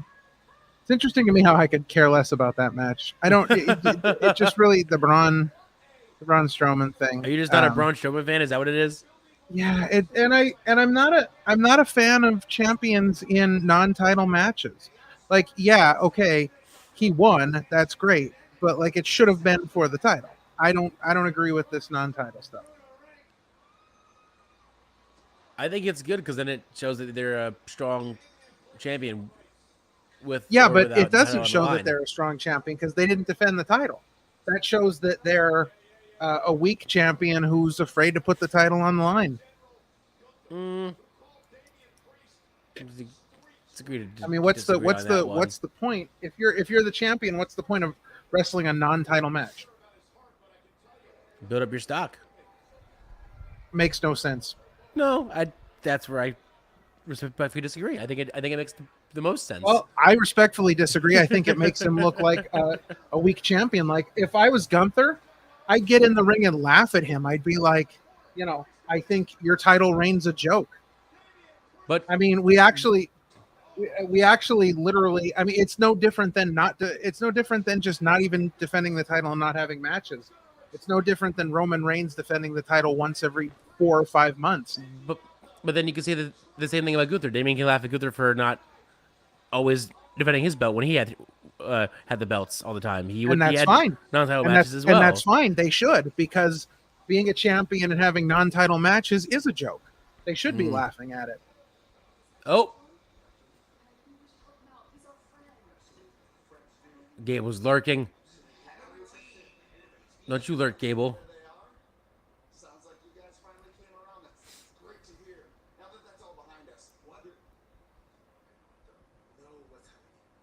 I don't know what's happening. And curious to Zawa with the best one-liner. I don't know what's happening. I've been telling everybody, but look, here's the plan for tonight. All right, I'm going down to the ring. I'm calling full out, but this time I got my crew by my side. The gang's got my back, just like the old days. Like you were saying. Oh, Chad, I'm sorry, we weren't talking about you just now. Oh. Woods! He's talking about Woods! We know Kofi's going to be gone for a few weeks, so Tozawa and Ortiz would love to team with you to help you stand up against the Final Testament. Oh, wow. What? You're gonna help him and not me? Are you serious? Yes. Oh, Gable's like, Otis is like, yeah, no, yes, I'm dead serious. You're out, bro.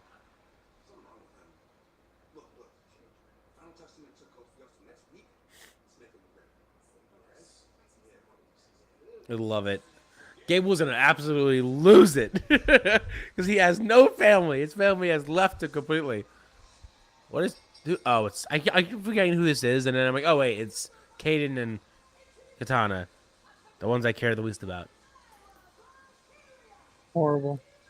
I'm just not a fan of them. I'm sorry. Terrible. Well, they don't have the gimmick. That's why. They have no gimmick. They're here to have fun, I guess. Their gimmick is fun. No, it's not fun. No, I'm saying that their gimmick is just to have fun. That is their gimmick. There's no gimmick. It's just, hey, we're here to have fun and wrestle. That's it. That's all we're here for. All right, I'm gonna say it again because I've been saying it a bunch of times. I'm gonna keep saying it ad nauseum. If you are here, and you are watching, and you're chilling with us, we have one very simple rule that is carried over from Chilling with the Bros. Watch that on Fridays with me and Adam the Guy. Bring a buddy.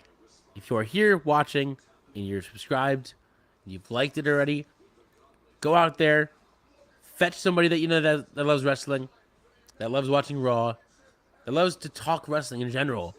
Bring them over here to talk with us, and we can all chill together and hang out for Raw and do fun things. Indeed. Like what Henry's been doing. We talk with you.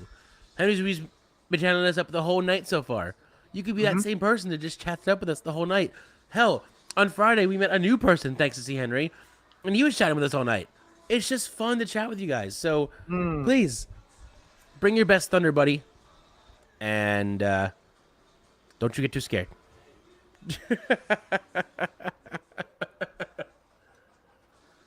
I'm going to keep throwing out that reference until someone gets it.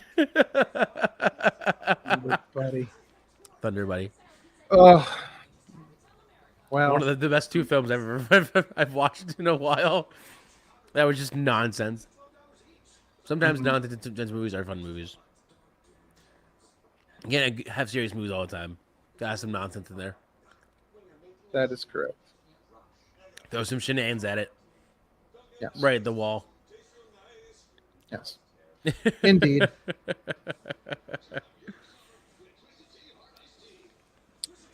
So yeah, if you're not doing anything and you want to do something cool, head on over and join our Discord. Yes. That's where all the fun is at. Community. Join the Discord. Yes, come be a part of a community. And don't forget tonight, as soon as the show is over, Yes. we're going to be announcing who the very special guest is going to be on our first episode of Grappling with the Grooves. Yeah. On August 4th, one day after SummerSlam, we will be having a roundtable discussion about music with people in the world of pro wrestling. And once we do that, it's going to turn into a little monthly thing we're going to do. You'll see different people from the Opinion City universe here dropping in. You'll see all kinds of different wrestlers dropping in. Like, it's just going to be a fun time. So it's going to be amazing. A lot of fun. So head over to the Discord, check out who's going to be our first guest. And then, of course, join the Discord, stay, hang out, have a good time, chill with us over there as well. Yes. Yeah. Have a lot of great fun. time. Chat with us in general. Here, there, everywhere. Yeah. There's so much more discussions other than wrestling. We talk food because we're big foodies. We do. We talk sports. Correct. We talk gaming. We do that as well. Yep. If you're a fan of crafting of minds, there's a chat for that too. Yeah. If you're a fan of tabletop gaming, there's a chat for that too. Because there's all kinds of chats. All kinds of options for you to chat with us. We want to hear from you. Mm-hmm. What's up, Jake?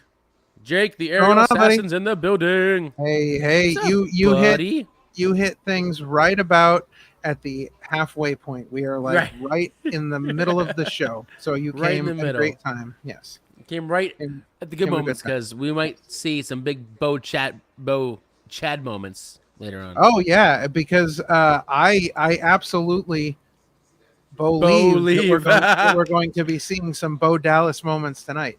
That's the Bo Dallas moment I want to see. Sandy brought Jake. Thank you, Sandy. He brought Jake. Thank you, Sandy. Right. You know what that means? Because he brought somebody that's already been here. Now, Jake, you got to bring 14 people. That's the rule. yeah, Jake. Now you got to bring the rest of them. Yeah, you got to bring 14 because people. Sandy brought you. Go out there and bring the rest of the buddies over. Yes. You know the drill. Do it. Easy process. Bring a buddy. Go out there. Find some of your people that are wrestling fans and bring them to the chat. Bring them to hang out with us. We're here chilling. We want them to chill with us too. So bring your buddies. Bring them all. We want all the buddies in the chat to watch a tag team match that we really don't.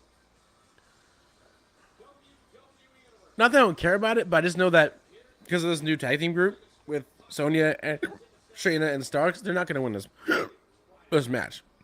Yeah, no, I would especially think if they're aiming to build. Although this match, I don't think this match is even going to really happen. I think it's going to get disrupted by Damage Control. Oh, okay. That's definitely an option. Yo, how many times is Sonya going to change her outfit? This is like the third change of outfit that she's had all night. Yeah. It's kind of funny. She's now changed from the outfit that she had on in the opening segment to it's kind of funny. Jake, remember that, Jake. You're on the hunt from our buddies. We are counting on you. And you, Henry. Both of you. You are now the leaders in bringing buddies. Mm-hmm. So bring your buddy. Yeah. Agreed. What was funny was on SmackDown.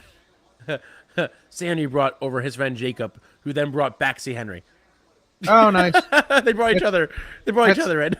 That's cheating. You're both getting detention. You're both getting detention. Yeah, right. That was cheating. I said the same thing. I said I'm pretty sure that's cheating, Henry. I'm pretty sure that's cheating. So Jake, since you weren't here and you missed it, and this match is what it is. We did a thing this weekend. In fact, yesterday we were at an indie show, and we got to interview somebody pretty freaking special. And we'll just show it quick here, so you can see who we got to interview yesterday. Yes. Yeah, look at there that he guy is. In the middle. Look at that stallion. It's the man from Catch Point himself, Drew Gulak. We had a little conversation with Drew, and again, not to shatter any bubbles or ruin anything here, but I think that we may be doing something with Catch Point down the line. So get excited. We might be. Yeah. Henry says, I wonder, with all these women's matches tonight, are we going to with the secondary titles? I think that's in the process. or it's a rumor. But I don't know. How do you feel about if they added a women's Intercontinental and a women's U.S. title to the fold? Do you think that'd be way too many titles? As much as there isn't already with all the belts they currently have? So here's what I would say. I don't think it's going to be. I mean, I don't think it's going to be necessarily too many titles. I think what it's going to force them to do is kind of split their time more evenly between female matches and men's matches, and I think in the long run that's going to be good for everybody. Right. Because I think, like, okay, so if you're gonna bring people up from NXT, if you're gonna do things like, you know, develop your women's division, especially if you're developing your women's division so strongly in NXT, right? You've got to have somewhere for them to go and something for them to do. And so if we have secondary titles for the women, it's going to give more women a chance to have a purpose, wrestle matches, have a personality, have a gimmick. It's gonna build up the whole division in total. So I think that, you know, I think that that's probably a good way for them to go. I would be okay with it. I do think, I mean, again, you've got to be able to actively split time. Well, and yes, so the women's tag titles have been a disaster from the beginning. Yeah, it's been rough.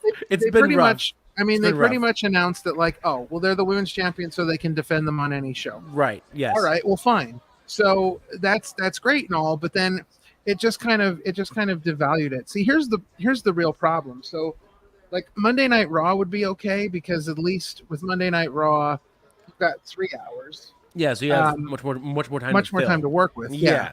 However, SmackDown, it might be a little tough to fit everything in. I honestly think, and I don't like, I don't want to say that they should take the women off of Raw and SmackDown exclusively, unless they're going to do another show and they're going to make it as big as Raw and SmackDown, but make it women only, which I really thought at one point they were going to do. I thought that was going to be like. Well, I thought after Evolution that was going to be a annual thing, but it was a one and done, and I'm surprised that they didn't do more of that.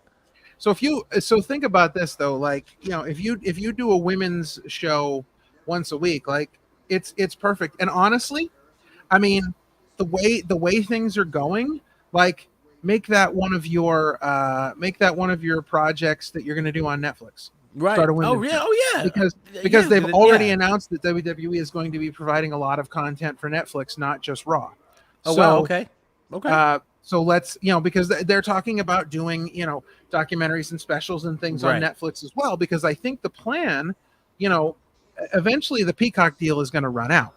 So I see WWE making this move to Netflix, like to try the and whole thing. Well, to try and bring everything in house in one place. Right. I think that once the pay-per-view, the PLE and the network like rights go away from Peacock, I think Netflix is going to step up and be a big part of that. I think they're going to be a big player in the game to try and get those rights. Mm-hmm. Then I think once the SmackDown thing, you know, comes up with USA, same as NXT, I think they're just going to try and get everything in one place, in one house, because with the WWE Network was such bad timing. It was a great idea, but it was bad timing because all of their TV shows were under all of these deals. So they couldn't technically make the network what they wanted to make it because, you know, they couldn't get any of the TV rights. So we're actually coming to a point where if they play this correctly and they work this out well, and honestly, I mean, I would not be shocked to see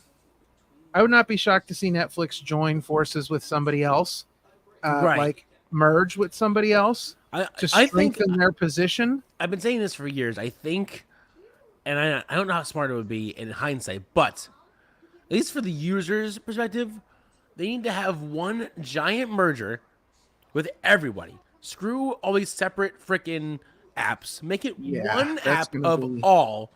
I don't even care if you say it's like $50, but with $50 you get Netflix, you get Peacock, you get Paramount, you get pretty much everything in one. It would never happen because they're all competing. Well, it's because of how many people own the rights to different things. That's what I'm saying. Like it's hard, but I think having one place for everything is so much easier than having to have 15 different apps for different shows. It's but much. It's crazy. What I think is really going to happen here, because if you look at the landscape of streaming right now, right, a number of people are merging together to create sports networks because sports are huge for the streaming market right now. So that's, I think, what you're seeing happen with WWE. I think behind the scenes, I think there's a lot of things going on because all these companies are merging together to start these sports packages where you get all these exclusive things. And I think WWE, now that they're with TKO, right? I mean, think about if Netflix started like a sports division of Netflix, and they had all the MMA content from UFC, they have all the content from WWE. Like they would steamroll. They would make money. They would steamroll over everyone else that's putting together these packages. So I mean, Max has already started doing their sports division and on Max. So because they're actually teaming with Warner and someone else to start a whole new sports thing. Like, really? Okay. That's what I'm saying. That's what's happening now because you have, like the Disney Plus, Hulu Plus, and ESPN Plus bundled together. So now Warner and Max are trying to put something together, and it's just become this big thing. Isn't there a deal? I think it's only through like Verizon, right? Where you can get like Max, Disney Plus, and like Hulu. Oh yeah, no, it's or no. Is that Comcast? No, I think that's the deal with Verizon because we have it. The deal with Verizon is Hulu Plus, Disney Plus, and ESPN Plus. We get those for like I don't know, like $10 a month or something. Like we get that whole package. There is another deal with Comcast, which there's a merger happening that I know about. But I'm pretty sure it's only through Comcast. It's only I'm looking it up now because I read about it. I'm trying to remember. Yeah, so with Comcast, it's called the Xfinity Stream Saver, and you get Peacock, Netflix, and Apple TV. Okay. But it's only for existing Xfinity Internet and TV customers. Gotcha. Okay. So I mean, I have Peacock anyways. It doesn't matter. I always get Peacock usually has a Black Friday deal every year. Right. So like we've been paying like $2 a month for Peacock. $2. So, wow. That's it's like $2 or $3. Now we're not on the premium package, so we don't get like there's ads. We get the ads, but like I still get like the Office Superfan episodes, which if you have Peacock, the best. Watch the Office Superfan episodes. Yeah. There's so much good deleted content. You will be like, I don't understand how they cut this. So there really is a lot of great stuff there. It's a lot of fun. Yeah. So there's your long-winded answers, Henry. Oh yeah, that went on forever. That went on for a little bit of a tangent. We're good. We got there. We got it. We got your answer. Yeah. So don't forget, guys. I mean, I know we're not paying much attention to this match. I'll start paying attention when Damage Control comes out. Right. You know what? That's going to be the money match for SummerSlam. Damage Control versus whatever Sonya's group is. Yeah. Versus whatever they call themselves in the future. Yeah, I don't know what they're calling themselves, but I think that's going to be the match. All right, let's throw this out to the chat and you. What would you guys call this new three-woman group? If you had to take a guess, what they would call them?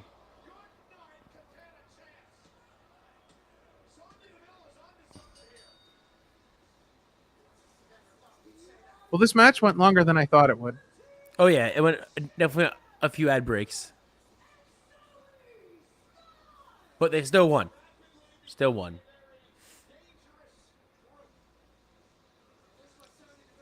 Imagine if that's what they were called, just the Dangerous Group. Yeah. Just simple as hell, basic. Just the Dangerous Group. Or just unnamed. We are the unnamed.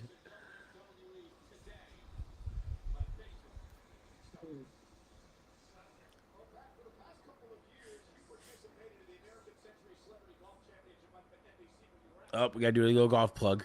I don't know. I would call them. I don't know. I would call them the Takeover. Okay. It's the first thing that comes to mind. I don't want something that. But it's effective. You know. The Takeover. because that's what they're trying to do. They're trying to take over. Yeah. The padistrator, they call it now. The padistrator? Oh, God. The padistrator. Guys, it's the padistrator. Weird name. But I don't like. Yeah, I'm not a big fan of.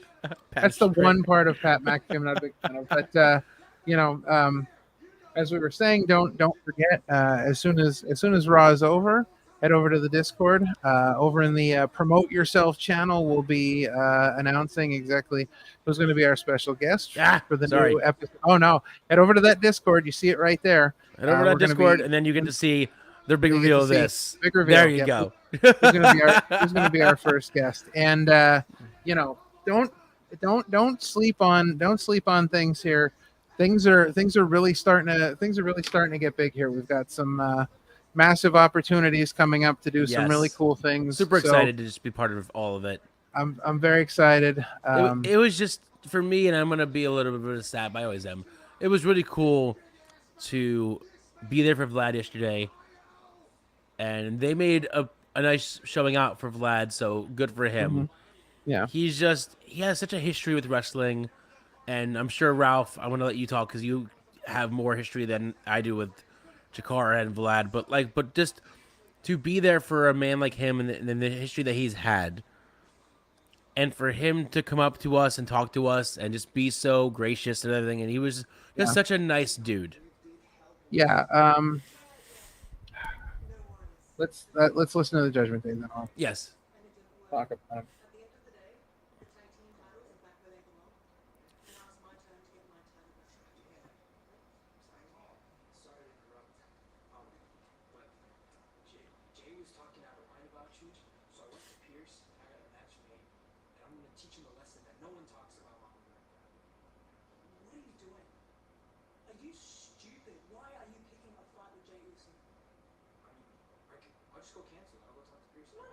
No, just go cancel it. I love Dub.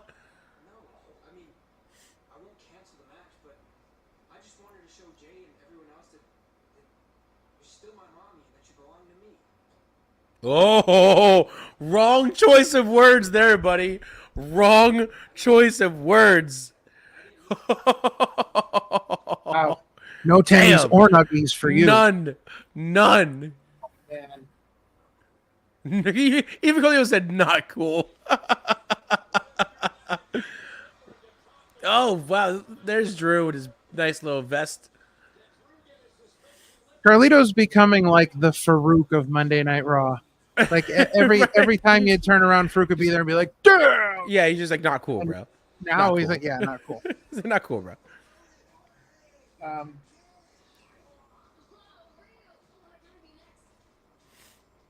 That's too funny. What is happening? Are you seeing this commercial? It's an ad for Supercard, which I used to play a lot, and I haven't played in a long time. But I used to play a lot. I was in a whole team too. Dude, I went so far in the game when it first came out. I was in a team, like an online team. It got too complicated. And I actually had made a really good friend through it that we were talking about it, and then but then we lost out. But like, yeah. They were did you see the end of the commercial? They were doing that because they're teasing Akuma from Street Fighter. Oh, really? That's why they were doing all those like upgrades and Street Fighter looking outfits. I must have missed it. They flashed like the back of Akuma with the hair flowing in. Oh yeah, I missed it. Yeah, so they're teasing Akuma. Yeah, that game got too complicated. So yeah, the thing about, and I think we're seeing this now, and I think people are starting to understand a little bit more when they look at people like Samantha Irvin and they think to themselves, okay, so like these announcers are not just announcing, they're adding something, they're creating moments. Back in the day they used to tell professional wrestlers, when you're coming up with a name for yourself, imagine yourself standing in the middle of the ring and Howard Finkel is announcing you at WrestleMania as the new world heavyweight champion. Right. And put your name in that and think about it, and if that sounds good, then go with it. You know, and so we're at a point where the wrestling world as a whole is starting to see this, like I said, with things like Samantha Irvin, and they're seeing this firsthand. But this has always been a thing in the independent wrestling world, because the independent wrestling world is a more intimate, more close sort of environment where Absolutely. the fans are a part of everything in ways that you can't do with companies like WWE and AEW and TNA and things like that. So when you look at the indies and you look at the way things are done, ring announcers play a much bigger part because they're not just being ring announcers. They're MCs for the show. They're they're talking about things in between matches and intermission, and they do so much more. And so they do so much. Yeah, a guy like Vlad came into Chikara at a time where Chikara had just gone through a long period where they had an announcer who was really the voice of Chikara. There's so many things that you can think of, especially for King of Trios tournaments, and just so many things you can think of where this guy's voice was the voice you heard when you think about it. It became a part of the memory. And so Vlad was stepping in behind this guy. And so for Vlad, and we had this conversation with people yesterday about how, Vlad didn't take off right in the beginning. And it's interesting because here you have a guy who was, doing, like, he'd done stand-up comedy and things like that. And so here he steps in and he's playing this character, Vlad Radnov, who has a Russian accent, and he calls himself, the party czar, because he knows where the parties are. And he has, he does. He does all these things to, enhance what he's doing and put his own spin on things. And it took a while for him to catch on. He did not, because again, he was following this beloved voice. But Vlad made things his own. Vlad kind of brought a different style and flair to it, and in that became a voice of that that whole company and that whole time in wrestling where now there are so many moments, including King of Trios, where all I think of is Vlad's voice. And so for us to be able to come together and do something for him, and even for us as a podcast to be a small part of it, and to go to an event like that and have these people who we watch on the scene, we are interested in, to know us, to know what we do, to know who we are, and to say the things they said about us, and especially Vlad for the things that he said about us, and what we're doing with the podcast. And it goes way beyond numbers. It goes way beyond subscribers. It goes way beyond getting our YouTube channel monetized. It goes way beyond anything else. We know that we're doing something to help promote and help, put forth the wrestlers and the companies and the people that we've become friends with, that we love seeing. They love seeing us, and it's just, it's become this whole thing. And for us to even just have a small part in that, and for people to say the things they said about it yesterday, no matter what we're doing, whether it's hundreds of subscribers or thousands of subscribers or whatever we're doing, it doesn't really matter that much in the long run, as much as being validated by these people that what's we more love. important is, for me, is the stories that they tell us, the stories that we can tell them, the stories that we can share together as this kind of cool wrestling community that we're all involved in. The conversations that I had with people yesterday, and some people I've known for 6-7 years. I mean, here are people who are wrestling, who used to wrestle under masks, who I knew personally before they even got in the ring, when they were on Ring Crew with no mask. Like, to have these people as friends, and to know, like, to see the excitement when they see us and our excitement when we see them. It's just, it's always a good time. It's always it's fun. If I never got another subscriber and I never made any money off of this ever, I've already hit my goals, because it's like I just I feel like I'm a part of something, and I feel like people have validated what we do to help them. That's the important part of the Opinion City, is that we are a city, in a sense, where we bring many in, and we just give them a place to either talk, get their name out there if they're new, if they're not new, get maybe a fresh face to see them, Just like, I don't know. Just yesterday felt really good to see all of our wrestling friends in one place for one person who definitely 100% deserves all the love that he gets. And to see people who get excited about working with us and who get excited about the creativity that we bring to things, and to see them, the ideas that we bring to the table, and to see them get excited about that. It's Right. just, you can't It's you cool. can't put a It's price different. on I'm not used to it. I'm still getting used to it. It's still new, even though we've been doing this for a year now. It's still fresh in the mind sometimes that, like, this is something that we're doing. Let's hear what you have to say real quick about this suspension.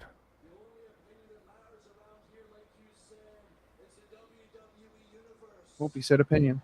He's talking about us. Oh, yeah, right. Right.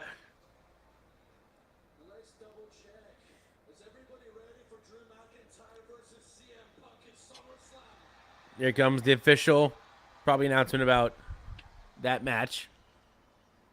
Let's hope. Right.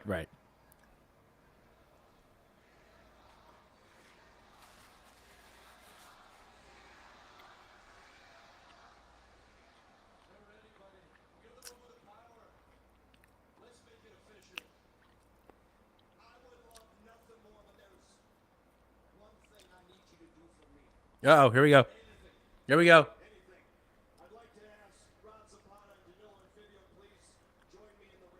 Uh-oh. I don't like where this is going. Two refs about to get knocked out.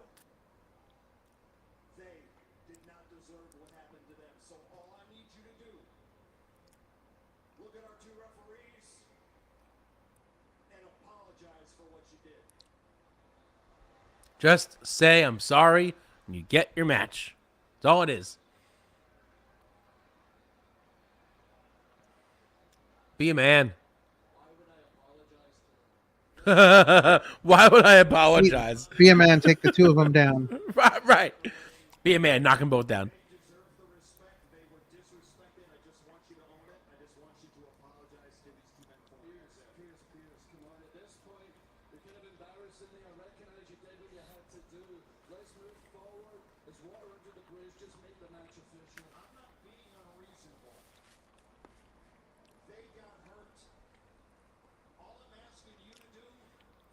Say two words.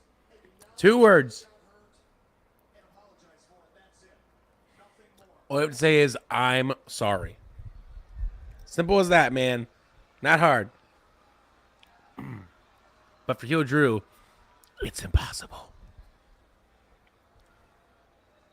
He's going to say, I'm sorry, and then he's going to waffle the shit out of me. Yeah, absolutely. He's going to apologize and just annihilate. Or CM Punk's going to come out. Surprise. He was there all along. Well, then they're definitely not getting the match. Then CM Punk right. ruined it. Yeah, that was the one rule. Right? No. Just no. Just no.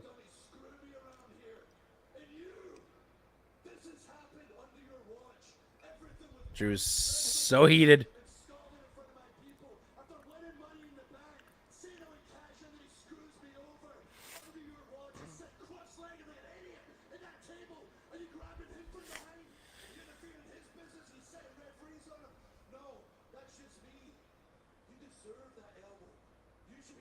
Damn, you deserved that elbow.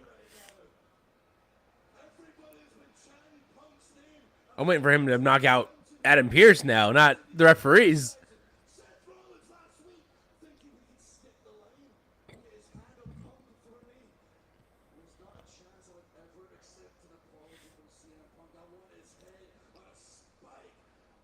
On a spike.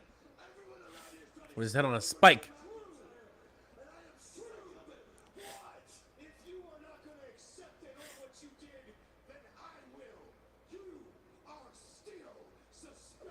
Bye. Bye, Drew. Now he's gonna murder him. Adam Pearce better get out of the ring. You better get out of the ring now. What's the point? Might as well. Get out of the ring. Or just stand there and wait for him to knock you out. That's fine. That's fine too. Totally okay. Oh, and he pushed the damn referee.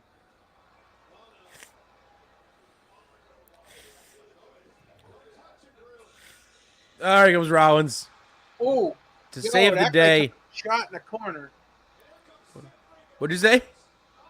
The ref took a shot in the corner. I think he hit his head on the bottom turnbuckle the way he got thrown. Oh, jeez. That was a super kick and a half. Holy crap.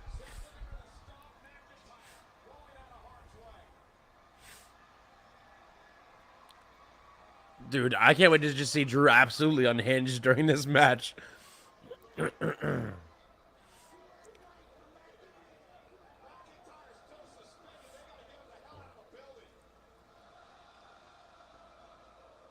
Which means now, next week, CM Punk's going to beg for this match next week. Beg for this match next week. Because I'm like, yo, reinstate Drew and give me the damn match. That poor fan signed, Drew. Come on, have some decency. Man, they sent out the A-team of security tonight. I know. Just the A-team. The absolute A-team. Yeah. Those are the guys that go into the stands and tell the fans they have to take off their AEW shirts. Right. Please, guys, just come on. Just take off the shirt. Just come on. We'll give you. Come on. We'll give you a free shirt. Come on. Yeah, we'll give you a free Akira Tozawa shirt. We'll give you a free shirt. Come on. Let's go. Come on.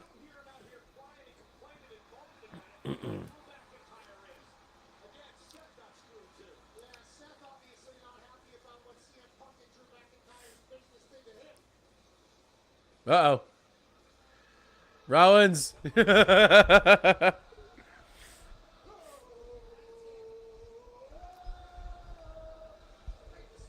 Pat.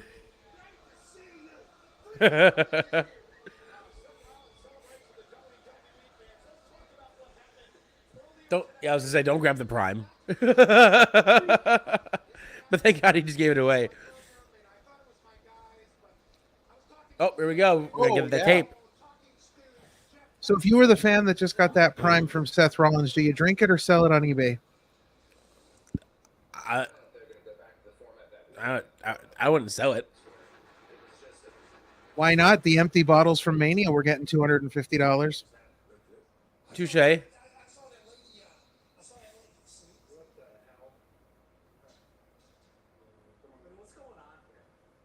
Yep, there's the footage that he got that box on set, on the show.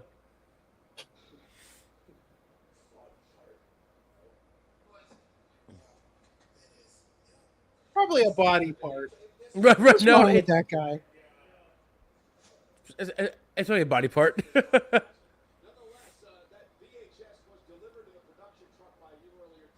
Let's go. Nothing gets by Pat. If we're silent, we're watching the video. Because I am locked in. Here we go, baby. Rowan.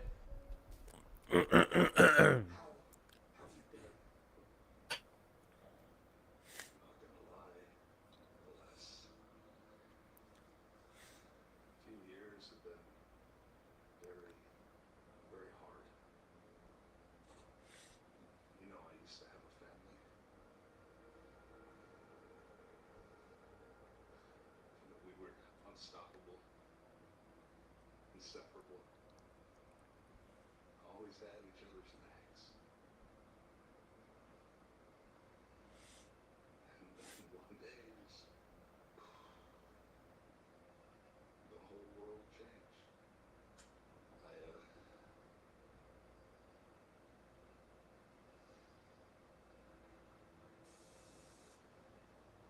I lost a brother. The person in this world who believed in me more than anybody else is gone. He knocked me on my ass, I'm not gonna lie. situations where you get up and once the dust up, and you just keep moving. Because that's what you gotta do. Life goes on. Just when I thought I had everything going, another brother.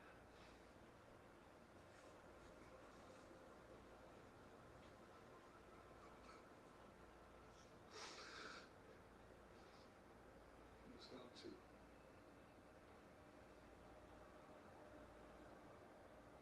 And I had no more family, no more will, nothing.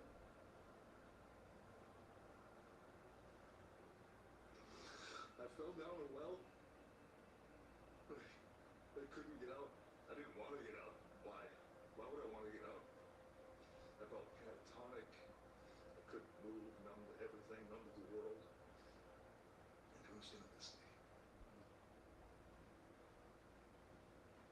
Just Rowan.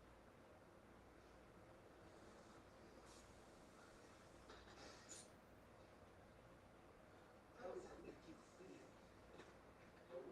Oh wow.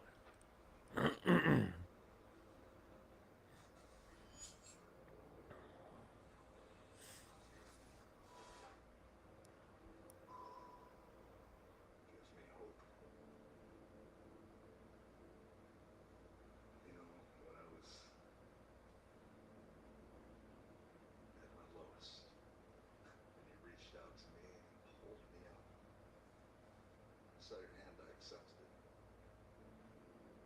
Because I knew I needed it. I knew I needed help. I got up, now I had a purpose. A purpose in my life. A purpose to help those like myself.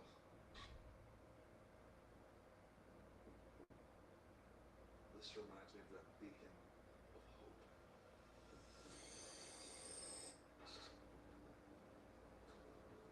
We're gonna take our broken hearts and make some beautiful art.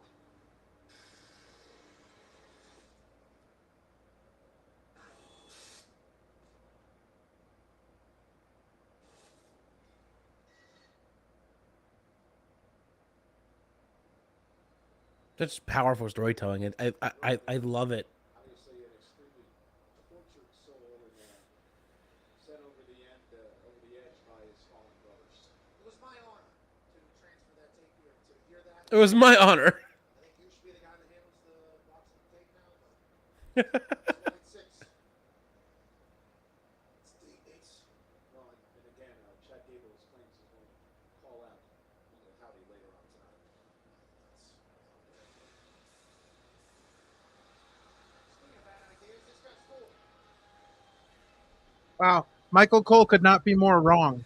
Chad Gable didn't say he was going to call it Uncle Howdy. He said he was going to call out Bo Dallas. Well, he said both at one point in the period. He said, I'm going to call out Bo, who is Uncle Howdy. I'm going to call out both of them. Or I'm going to call him out.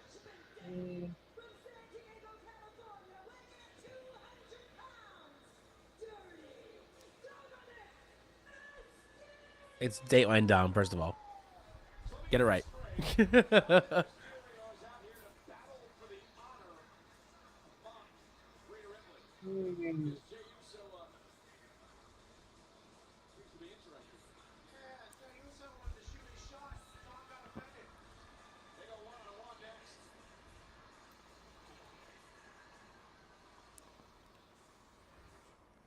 All right.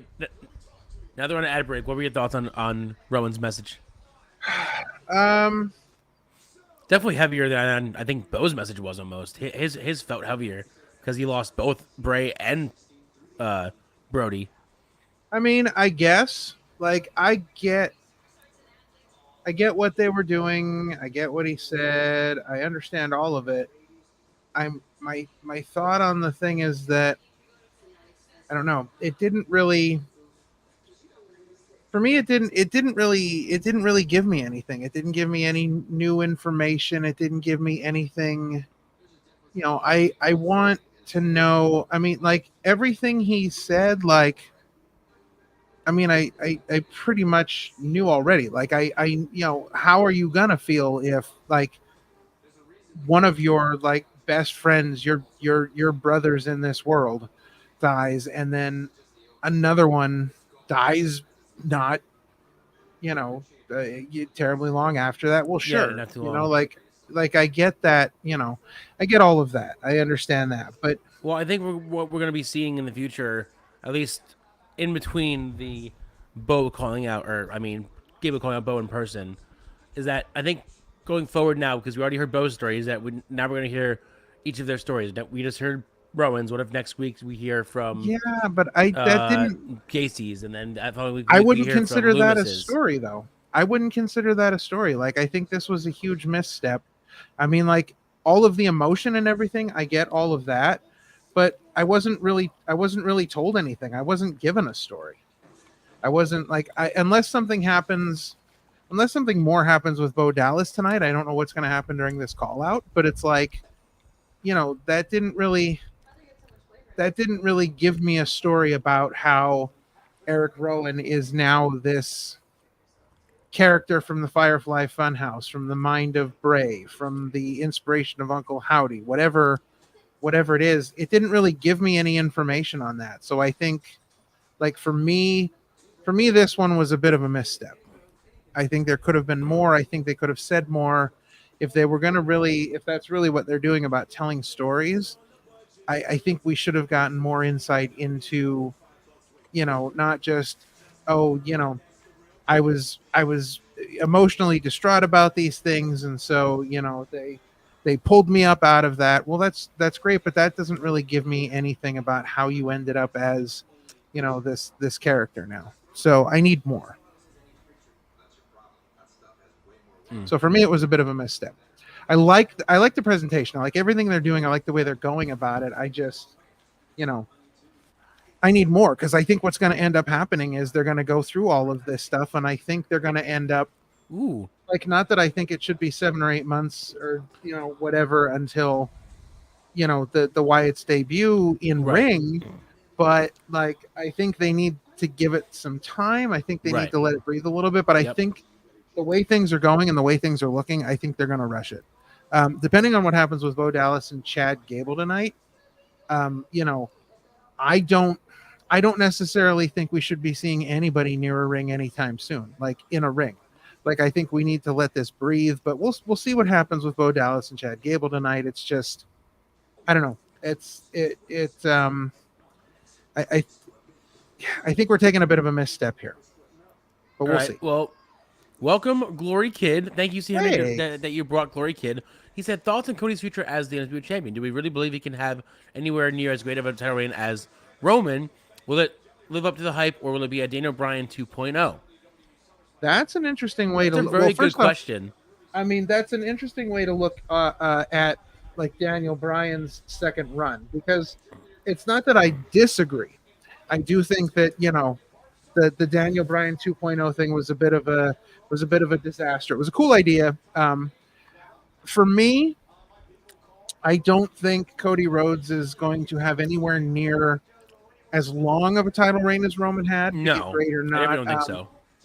Because for me, I think Cody's going to have more probably individual title runs than Roman Reigns does.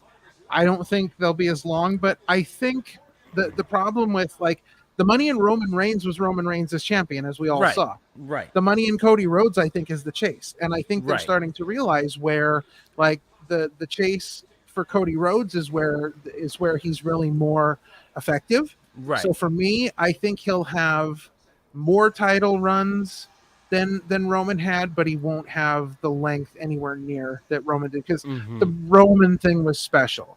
It was like a once in a lifetime, planets align, shooting star kind of thing. And I think that, having Cody be a babyface and like having that babyface run as a champion, I don't think it lives up to having the babyface run as a challenger. I think we're in a world right now where heel wrestlers are having better title runs than the faces. because you have so many Right. faces, fighting to challenge, and I think it just works out better. Right. Just He also added, what are y'all's take on Jacob Fatu finally getting signed? What would you personally like to see creative do with him as a character? We know the bloodline is not the end all be all. Again, Glory Kid. First of all, Henry, thank you for bringing the glory, hitting us with the good questions. Thank you. Phenomenal. Okay, Sean, why don't you give us some thoughts on Jacob Fatu? What are you thinking? I'm thinking past Bloodline. I'm thinking post Bloodline, post whatever angle this is. Whatever they do with the Bloodline versus Bloodline, whatever their plans are with maybe The Rock coming back for that or whatever it is. I want them to treat Jacob Fatu as they have with Solo. Treat him as a big deal, because he is a big deal. He's a great, his matches in the Indies are insanely good. Yeah. If you have not had a chance to watch him in the indie scene or anywhere else, do yourself a favor and watch his matches. He's literally insane. When they call him the Wolf, they're not kidding around. The dude's literally insane. I would love to see him just get a solo run, and actually a very good solo run at that. Yeah. I like the signing because he's different. He is different. He's fact very that different. they're willing to take a chance on bringing in a character like that. Now, obviously, we know that they can build that well on the indies, but this insane, I think what's really going to happen is that he's going to be the uncontrollable one of the group. I think Solo as he should end up not be able as he should to control be. Yeah. him, and so for me, what I would like to see after the Bloodline is I think I would like to see him get a tag team run, be it with Tama Tonga. If they bring in Zilla, who knows? There's possibilities. There's so many names they can bring in right now for this storyline. It's crazy. And I feel like I'd love to see him get a really good tag team run, sort of in the vein of in the history of the Samoans, great Samoan tag teams. I would love to see him get a good tag team run. I think they could do something really special. Do something along the lines where you have this wild, sort of crazed, chaos wrestler is the best way. Right. It. Yeah. And then just cause absolute chaos. And then all the time. And then team him with a reserved technical wrestler. Have the yin and the yang. I think it could be really the crazy good. one and the not so crazy one. Yeah, I'm going to throw this one out to you because it's an amazing question, and Mr. Stumbles kills it. So, Okay. Ralph, when do you think formal charges will be laid against Jesus for stabbing Cena in the back in 2004 when he feuded with Carlito? Oh, all right. I can't wait to hear this answer. Listen, can't wait to hear this answer. Listen, so I don't. All right. So I think that they were literally about to bring formal charges against him. They were putting together a case, and then in 2006, when God agreed to be Shawn Michaels' tag partner, right? The agreement was, I'll be Shawn Michaels' tag partner as long as no formal charges are brought up, against Jesus. And then everybody sat around in a circle, and they looked at each other. And it was like this collective awakening where they said, wait a minute, this is John Cena we're talking about. Who cares if he got stabbed in the back? Dude's going to retire in 2025 and light the world on fire with happiness and joy over his retirement and being gone forever. So, Mr. Stumbles, thank you for the brilliant question. I'm not kidding. That was a really good question. Roy Kid's a great way to look at it, and I fully agree. Cody's hype revolves around the pursuit of greatness as opposed to a dominant reign as the champion. I think the money's there. I think people really enjoy his, him, the whole trying to finish his story, or when he finally loses the title, his climb back up the mountain. Yeah, and then Mr. Stumbles also adds, when does Rhea Ripley apologize to Dom for abandoning him for the last 4 months? I don't know. I think what'll happen, because if none of you all were here earlier, I gave a hot take that I think that Damian Priest is going to help Liv defeat Mommy. I think that's going to be the big surprise turn. And when that happens, I think Mommy's going to need some friends, and she's going to need Right. Dom. Because honestly, I Right. think the rest of the Judgment Day is going to side with Damien and Liv. I think this is going to be like a Rhea and Dom out on islands of their own kind of thing. Because at that point, Liv will have nothing else for Dom. Like she'll have nothing else to do with she won't need him for anything. So I think that's when Dom and Mommy kind of get together and be like, well, I've been Dateline Dom for a long time, and you've been, the absentee mother for a long time. So let's just apologize to each other, hold hands, sing Kumbaya, and move on. Right. And then Glory Kid also adds, where do we go with CM Punk? With his longevity running thin, do you see him possibly calling it a career after finally getting his main event match at a future WrestleMania? And who should it be against? Well, Sean, you and I think have talked about this. We and honestly, I think it makes a lot of sense. We've talked about like Randy Orton and John Cena at Mania. Right. I think the money is CM Punk and John Cena at Mania. Oh, you think so? I think there's a score to be settled there. I think that CM Punk defeating John Cena at Money in the Bank, taking the title and leaving WWE. I think that's one thing that probably sticks in the craw of John Cena. And I would not be surprised, because honestly, I think CM Punk John Cena at Mania would be a big money match. Like I think you would get, it might not be, because it depends what they're going to do with the title with John Cena. Because there's all these thoughts of like, is he going to get his 17th his one last extra right. Get his look. Let him take the world heavyweight title on Raw. Get his 17th run. Take it to Mania and lose it to Punk night 1. Interesting. Night 1. They said night 1. I guess you would say Cody for night 2. Listen, or that belt for night 2. Not even. I think there's going to be. I think there was going to be probably. They're pushing for Rock and Roman. So if Rock and Roman happens, that's got to be night 2 closer. There's no way they're not going to do that night 2. Right. So I think if you do a CM Punk John Cena, even if it's for a title, I think either way CM Punk John Cena headlights night 1. But I think that's enough to get CM Punk his moment. And then I think from there, whatever happens, CM Punk just has fun. I think CM Punk just wrestles the matches that he wants to wrestle. Gets involved in the feuds that he wants to get involved in. Yeah. I would love to see him. I would love to see him go for a third Money in the Bank. Mm-hmm. Like he could do. He could do like an unofficial retirement tour, like Cena's doing, like another Rumble appearance. Get him in a Money in the Bank. Yeah. Get him in an Elimination Chamber. Yeah. Have him. You know what? Have him go back to NXT. Give him a few months in NXT. No, seriously. If I was Punk, I'd ask for that. Like I'd be like, listen, before I get out of here, I want to go down and have some fun in NXT. Listen, do things that are unconventional, because CM Punk is like, he may be the Second City savior, but he's also the unconventional superstar. I think he's the one to do stuff like that. Right. And C. Henry, I think, is clarifying for Glory Kid. He said actually Cleo's bodyguard name was Jesus, as in the Mexican name. That's spelled like Jesus Christ. Yes. You're I was thinking actually Jesus, so I'm gonna stick with Jesus. Well, so that's why I went with it, because I knew that's why you asked me. So right.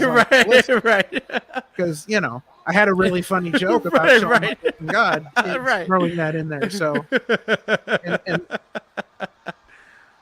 oh no, Dom and Liv again. More Dom and Liv. Where's Rhea? There she is. You better get out of there. Better run. Tom's like, I didn't do it. It wasn't me. Tom's like, it wasn't me. I didn't do it. All right, so I'm gonna make a comparison here, because this annoys the shit out of me. If you're Rhea Ripley and you really want to get your hands on Liv Morgan, why do you play your music first and then come out? Right. That gives Liv Morgan time to run. Listen, this is like literally every episode. That's been the trope for years that they do this. This is literally every episode of Law and Order SVU. I say this to my wife all the time. When they're coming after somebody, they yell, "Stop, police." And then the person runs stop off. Police. Yeah, like, right. Oh, and they're like all mad. They're like, oh no, now we got to chase them down. Like, you dummy, you said stop police. You said stop police. And they do it every time. And like they'll even wait until they get like maybe 7 or 8 feet from the person where they should just keep going, and then they'll yell stop police. And Right, stop police. We're coming, so stop it. Right. So that's what mommy does. Like, oh, I want to catch Liv Morgan, so I should play my music so she has time to run. Right. Henry said that his real name was Aaron Aguilera, by the way, the guy who played Jesus. Yes. He's not related to Christina Aguilera, is he? I'm just saying. Definitely not. No. I'm just saying. No. He is definitely not. Definitely not. No. Not that I'm aware of, but no. See, Henry, you are officially the VIP buddy bringer of this episode. So thank you for bringing all the buddies. Keep bringing them. Keep bringing them. Oh, I forgot about this match. I can't completely forgot that they were doing Sami Zayn versus Ilya because I was so headstrong about what's going to happen with Bo and Chad Gable later on. Mm-hmm. You don't see this belt changing, do you? Because I don't see. No. I see Braun coming back to thwart Ilya and cost the whole match up. Yeah, definitely not happening. It would be crazy if it happened. Yes. Sanders says Jacob has taught me well. Well, where's Jacob at? Bring Jacob, Henry. We had him on SmackDown. Let's bring him to Raw. Bring in Jacob. We need Jacob. Bring in more friends. Bring in more buddies. Bring people. Round robin this crap. Let's go. Exactly.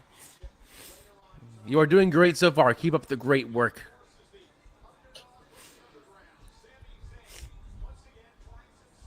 Well, it should be time for Chad Gable now because if that's going to be our main event, it's 10:26. Well, yeah.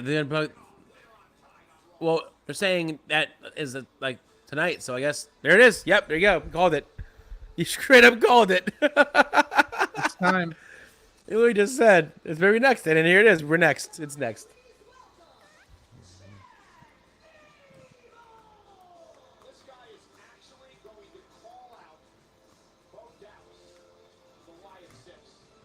Of the Wyatt Six. Oh, that's not nice. What? What do you say? When they moved his name off the graphics, it said lost to Jey Uso last week. Oh, really? Lost to Jey Uso last week. That's great. Terrible. Disrespectful. the disrespect.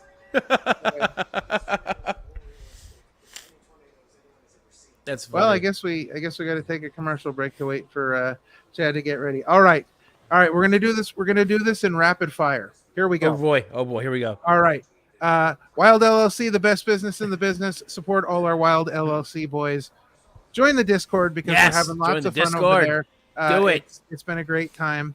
Come see us next week at Real Rumble. We'll be there live. Lee Heighton, PA. Well, we'll be in person. Lee Heighton, PA. We'll be here. Real Rumble at the Mahoning Drive-In. Live wrestling from LVAC, Vendor Market, Wrestling Vendor Market, and then they live on the big screen.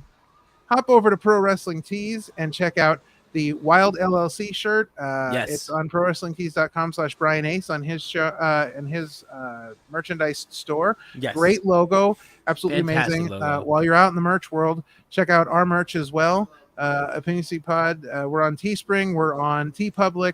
We've got the new Opinion City Wild LLC Let Us In merch. Yes, damn right. For the Wyatt 6. Head over to madcatbeardcare.com and check out all the stuff from Kodama, the Kodama Vanilla Crush. Check that out. It's a great scent, great products. Don't forget, hop over on the Discord as soon as this is over so you can find out who is going to be the first special guest star. The very first. Grappling with the Grooves. August 4th, one day after SummerSlam. Woo. It's our brand new show. It's going to become a monthly roundtable discussion. People in the pro wrestling world, people in the Opinion City world. We're going to be talking all about wonderful, wonderful world of music. We all appreciate music, so we're going to make sure you keep checking our socials and our YouTube channel this week as we're going to have all of the videos from Comrades for Vlad, the amazing show yesterday, and of course the video that you really want to see, our big surprise that we talked about earlier tonight, our interview with the man. Look at those studs. Look at those studs. What an amazing trio right there. If they bring back King of Trios, I'm going to suggest, this right here, this trio. Yes. Right here, this trio. So that'll be up, as well as our other interviews from the show, which it was an amazing show. We had a great time. And if I'm not mistaken, stay tuned, because you'll probably hear all that in podcast form too, won't we? Oh yeah. We're gonna throw everything together. Drop the audio and drop some podcast audio form. You'll hear the whole fun events of Combats for Vlads in one lovely piece. And interestingly enough, keep your ear to the grindstone, as you may hear about some stuff in the future with Opinion City working with Catchpoint. Yeah, it's gonna be pretty cool. So make sure you check that out as well. It's been a great night so far. Yes, but we are getting ready for our main event, which is Sami Zayn defending against Ilya Dragunov. But of course, before that, we've got to get to Chad Gable calling out Bo. Probably, before we get making to that, the worst decision of his life. Be right back before we see the bludgeoning possibly of Chad All right. Gable again. So I'm going to throw it back to the King. Yeah. All right, I'll be right back. You know what? We're going to take a little break. Okay, you know what? We'll Let's do that. Right back. Yeah. Let's do that.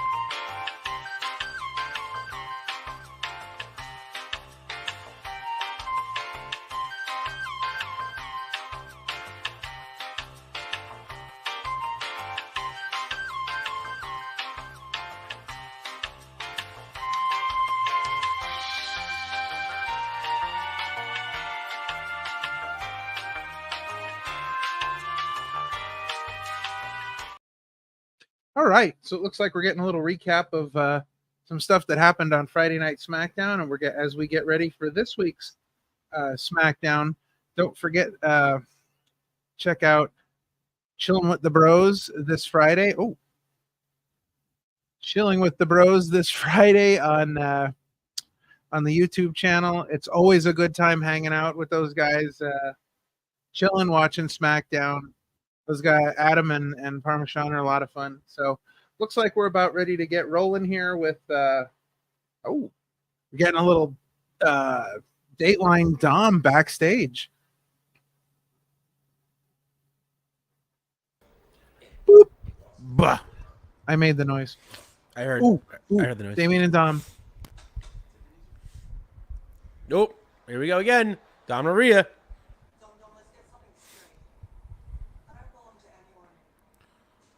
To anyone.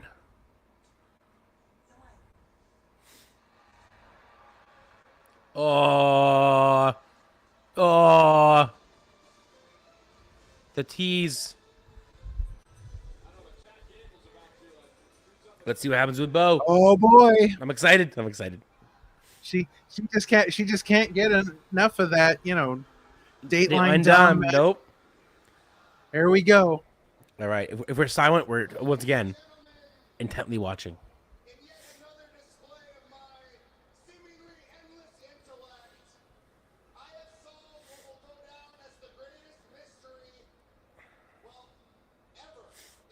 Ever. Tis a mystery.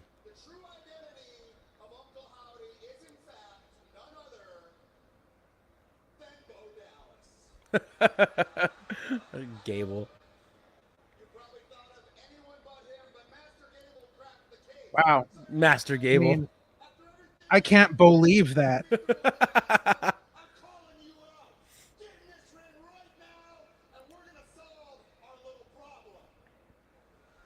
Here we go. What are we going to see here?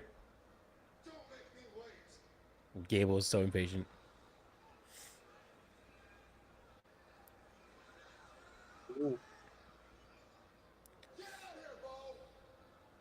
Bo.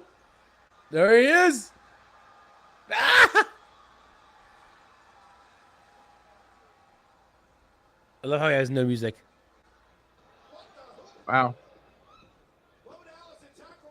Oh, here we go. You could. Here's what you wanted, right? Yes, I've been calling it for weeks. The Creeds. Now. He sent the Creeds. I believe this is a good idea. He sent the Creeds. And the Creeds don't look like turd baskets. No, they look like they mean business. I mean, one of them is wearing bowling shoes, but that's also very true.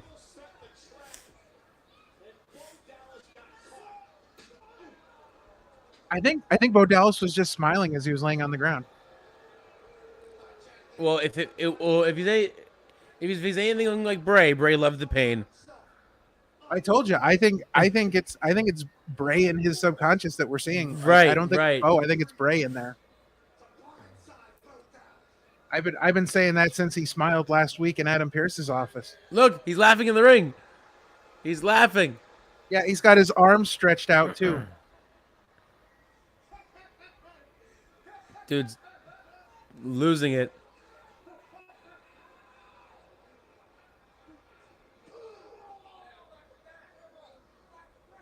He's enjoying the pain.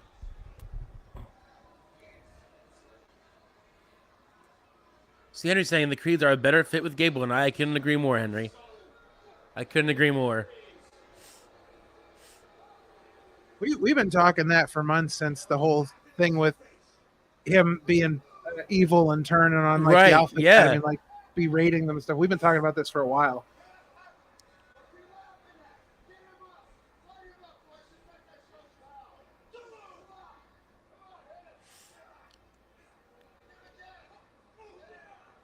Damn.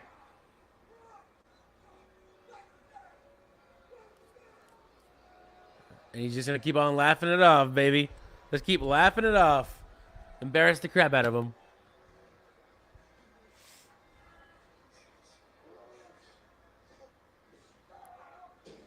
Oh.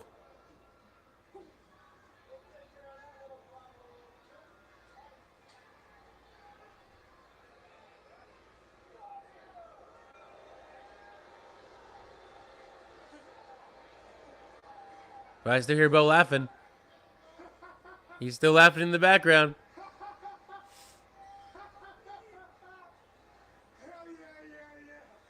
Oh shit, he does have the yeah, bird. Ah!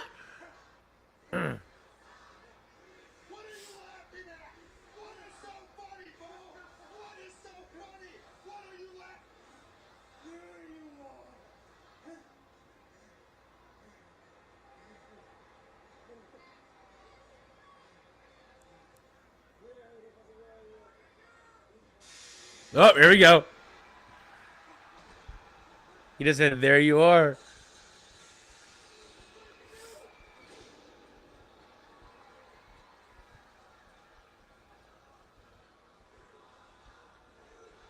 Fans are chanting, you effed up.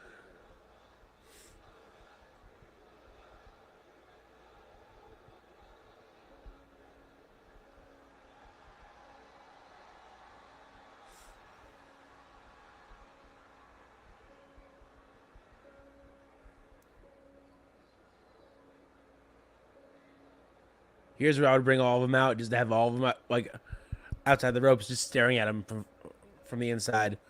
Have Rowan, Loomis, and why am I drawing a blank? Gacy. Thank you, Gacy. All just stare at him. Or are we gonna get the first official entrance of Wyatt Six, like an actual entrance? Oh, I was right. Like, oh, ah!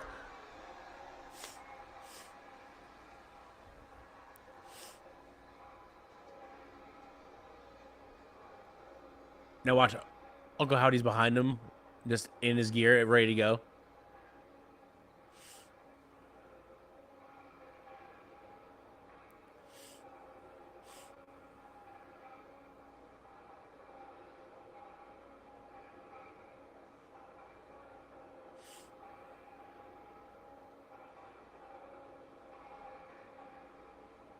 Here comes the whole crew.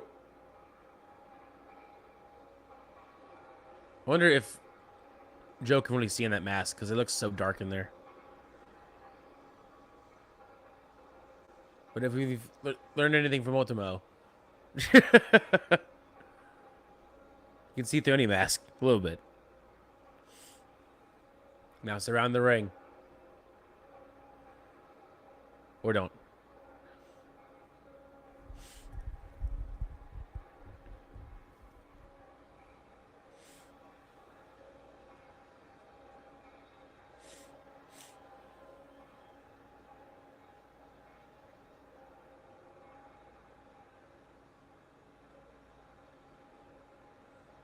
Chad just left. Chad just left him alone. Chad's such a jerk. Chad's such a jerk.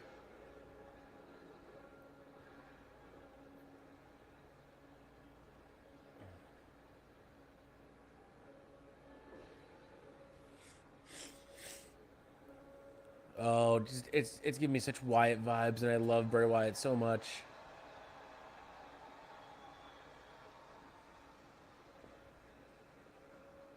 And the more I'm seeing this, the more I'm believing in your theory about Bray being in Bo's head.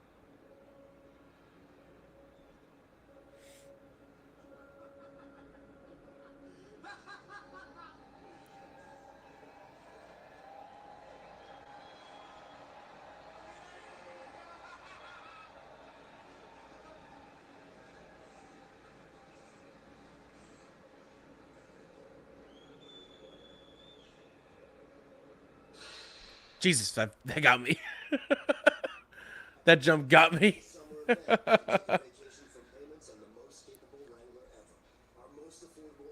Yeah, that wasn't Bo to me. That was 100% Bray Wyatt the entire time. That's kind of why I think that Bo Dallas and Uncle Howdy are going to be different people, completely different people. But then, who do you have play Uncle Howdy? Then who can you possibly bring back that's even tied to Bray? No, I think that I don't think we're gonna see. I don't think we're gonna see Uncle Howdy do anything. I don't think Uncle Howdy's gonna wrestle. I don't think Uncle Howdy's like. I think just like we had Bray and we had the Fiend at separate times doing separate things. Right. I think we're gonna see that. So you mean that he'll still be him under the mask, but it'll be like separate. Yeah, I think it'll be separate things because I think like Bray was the Fiend under the mask, but it was two separate ideas. Because I think like Bo Dallas will get in the ring and wrestle, where I think Uncle Howdy will be more of like, you know, it's almost like a role reversal where Bray Wyatt was the guy like in the Firefly Funhouse, right, doing all that stuff, and the Fiend was the one in the ring. I think it's going to be backwards. I think Bo Dallas, the one in the ring, because Bo Dallas is being controlled, you know, in his head by Bray. Which tonight was a really good example of that. So I think that I think that's how they're going to do it. It's going to be a bit of a role reversal because I think Bo Dallas is going to end up, you know, wrestling with the Wyatt Six, just like, you know, but just as Bo Dallas and not under the mask. Yeah. So 10:43. So we're not giving a ton of time to this intercontinental. Yeah, which title means match. Braun's probably going to come out within the first like minute or two and just completely. They're setting up like I think they're setting up like a massive 4-way for SummerSlam. I think it's going to be Sami Zayn defending against Ilya Dragunov, Braun Breaker, Bronson Reed, because Bronson Reed has been doing the whole like I want to be. I was going to say who's the fourth member. I was like I don't know. I couldn't think of who the fourth guy is. I think it's going to end up being Bronson Reed, and I'm all for it because I think it's going to be a great match where everybody's going to get their stuff in. Right. I think that may be the moment where Braun takes the title. Yeah. Number one, it's SummerSlam. It's a big show. Number two, he can take because Sammy has cleanly pinned him, so now he can take the title without having to worry about like we don't have to have Sammy take the fall. Yeah. You could have either Bronson Reed or. See, Henry says the way Braun character has been since he has been back, maybe he should have joined the Wyatts. Well, I think I think the whole thing with Braun, and I don't know. I really thought, like, you kind of thought that was going to be the case at Right. first because Yeah. again, Because you it had would have these made people. sense. Yeah, you had these people Yeah. that had connections. But the minute I saw that Braun was one of the guys laying in the back during the initial Wyatt 6 thing, I'm like, that's it. Plus, I felt like his storyline was the weakest storyline out of any with the Wyatt family, and I feel like that, Wyatt family compound or whatever match they had, I think that really kind of ruined it. There I think he that, is. Hey, King who's Ralph. Meet Jacob Sisk. He was on SmackDown. He says, Hey, what's going on with buddy? the Wyatts? He says, Enbo Awesome. Dallas. I don't know if you just missed it, but if you just missed it, spoilers. Gable came out, called out Bo. Pretty much announced what we already knew, that he is Uncle Howdy, at least in Chad's mind. Yeah. Bo came out. Creed jumped him, beat the tar out of him. Yeah, Creed brothers. He laughed the entire time. He didn't seem to care. Mm-hmm. And then the entire Wyatt Six came out and scared all of them away. And then Bo or Bray or Uncle Howdy or whoever you want to call him at this point was seen maniacally laughing with this whole crew in the ring with the Bray Wyatt lantern. So who knows? Very Who cool. knows? Very well Actually, done. I quite very enjoyed cool it. visual. Very cool visual. I thought it was great. I thought they did a great job with it tonight. Whereas I wasn't as necessarily impressed with what they did with the Rowan video, although I liked it. I liked it, but I didn't think I got enough of a story there. But I really felt like if they didn't do something more with Bo in the ring tonight, then that really would have ruined it for me. But the Bo thing was great. I thought they did that very well. Jacob, you literally just missed it. Just missed it. Don't worry. WWE social media this week will have it all over the place. Yes, it'll be all over the place. Very cool stuff. And while we were talking and recapping and catching Jacob up, they announced that CM Punk will be on Raw next week. There you go. He will be making his He's return. gonna probably beg for him to make the match. He's like, listen, yes, make the match. Just do it, Nike. Just do it. Yeah. And then thanks Adam for joining us, Jacob. I hope we see you more often during the Raw and SmackDowns. Sure. We'll do faces. Also, Jacob, your task as well, and not Henry because that's cheating. Bring a buddy. Yes. Bring your buddy. Don't bring Henry. Bring a buddy. And Jacob, while you're at it, do not sleep on this either if you have not already. Yes. Join the Discord. Join the Discord. Join the Discord. Tonight, immediately following Raw, we're going to make an announcement. We have a new show called Grappling with the Grooves. It's going to be a monthly roundtable where Opinion City members and wrestlers join together to talk about all kinds of music things. And we are announcing who the special guest is over on the Discord as soon as we leave the live stream here. So don't miss out on that. So go over there. Join us. Yeah, it seems like tonight has been a lot about setting things up for SummerSlam. We heard Rhea Ripley threw out the challenge to Liv Morgan. Liv Morgan accepted the challenge, so we're going to get that match. I think we're kind of leading into some Intercontinental 4-way stuff, which I talked about, I think, probably just before you got here. Right. I think Sami Zayn's going to end up defending against Ilya Dragunov, Braun Breaker, and Bronson Reed, because I think Braun Breaker is going to have something to do with this match tonight. But it's when we first got on the air here, we started talking about how we felt like we're now on the road to SummerSlam. We're 3 weeks away. We need to start building towards more matches than just the two title matches we have from the King of the Ring winners, being Damian Priest defending against Gunther, which they had a great back and forth tonight. And then, of course, over on the SmackDown side, Nia Jax, Queen of the Ring, challenging Bayley. So we need to fill out the rest of the card now. We got to fill this card like ASAP. I think it's too soon for it to happen, but I think we're probably going to get some iteration of the Wyatts and the new Alpha Academy being the Creeds and Gable.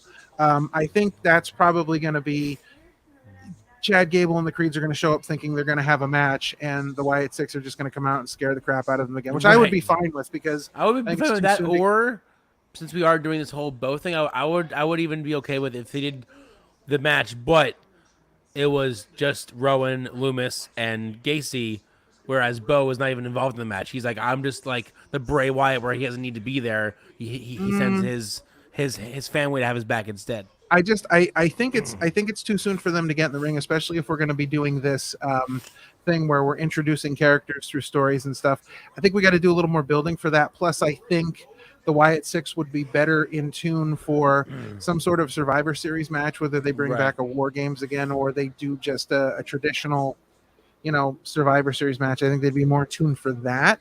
Plus, I think we got to give it some time to breathe yet.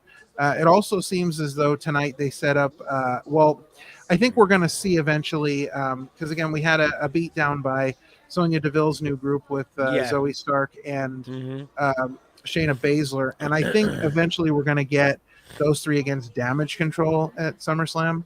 Right. So we'll see. SummerSlam, I think what they're going to end up doing is that I think they're going to go back to this idea of the Big Four, where we talk about the Royal Rumble, WrestleMania, SummerSlam, and Survivor Series. And I think those 4 cards are going to get like 7, 8, 9 match cards, where all the other ones I think are going to stick to like 5 matches.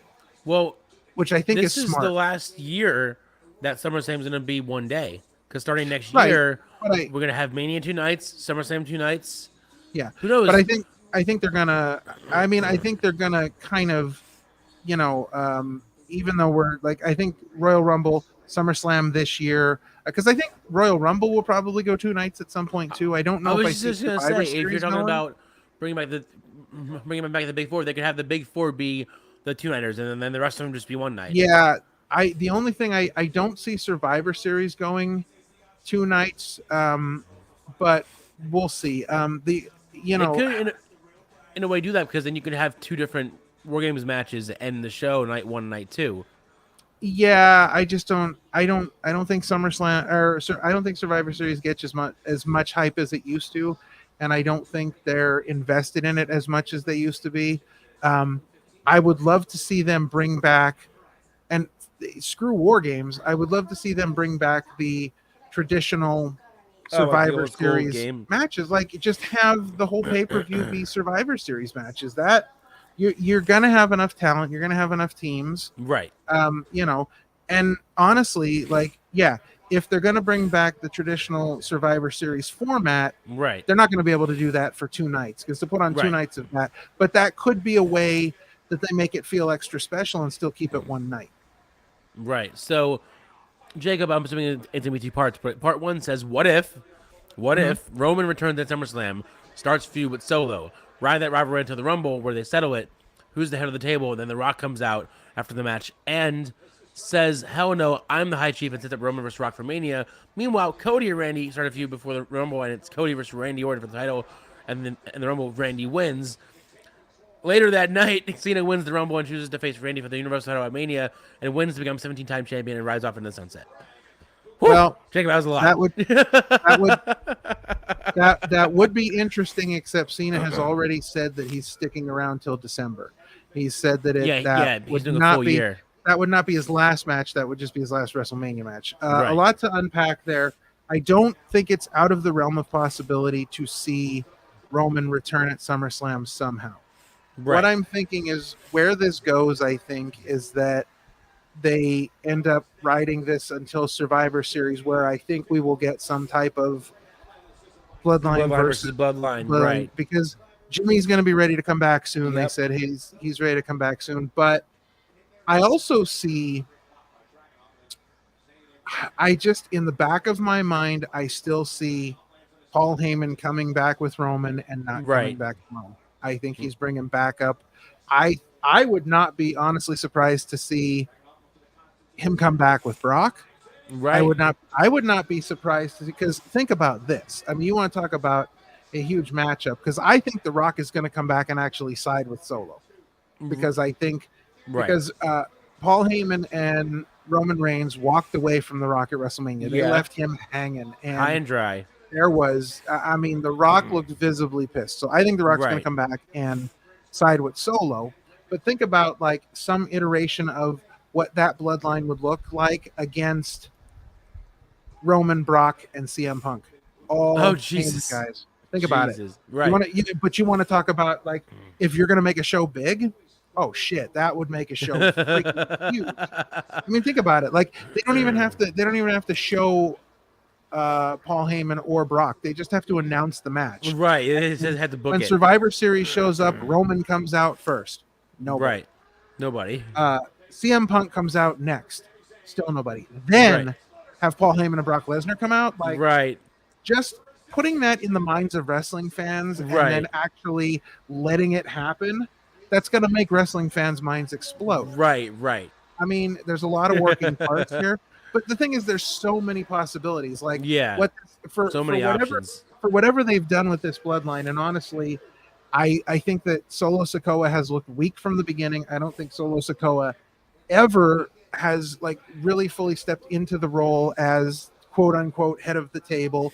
I think that he has assembled a bloodline that he simply can't control. Well, yeah.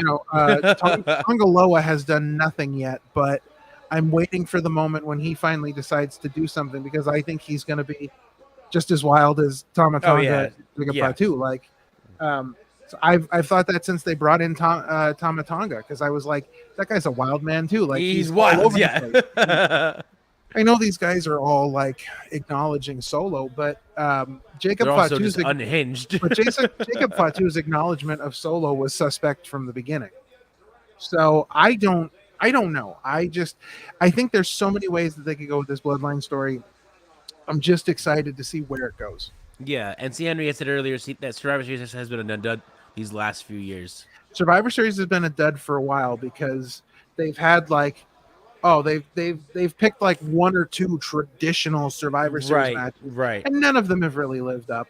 They really haven't. And then the rest of the card is just like, that's what I mean when I say I don't feel like they're putting a lot of stock into Survivor Series. Now, you want to make it special if you're doing Mania, SummerSlam, Royal Rumble, 2 nights each, and you want to make Survivor Series special, bring back the traditional format, have it be all Survivor Series matches. I mean, you're telling me that WWE could not find a way to book like 8 Survivor Series matches between the men and the women? Come on. Right.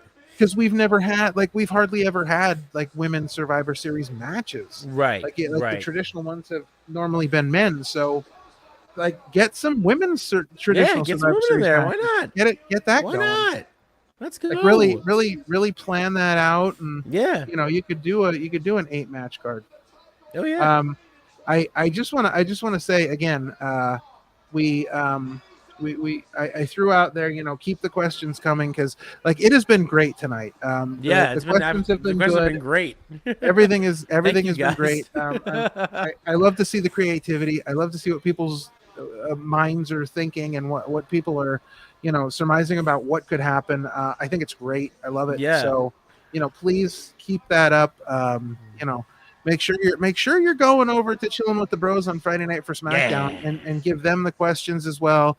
And then make sure you come back here next Monday and give us more questions as well. Like seriously, if you guys ask me questions all night long, I'll sit here and answer questions all night long. Right. Like, Right. Like talking about my opinion on wrestling has been a dream of mine forever. It's why I started a podcast called Opinion City. So don't tempt me. I'll sit here and talk about it all night long.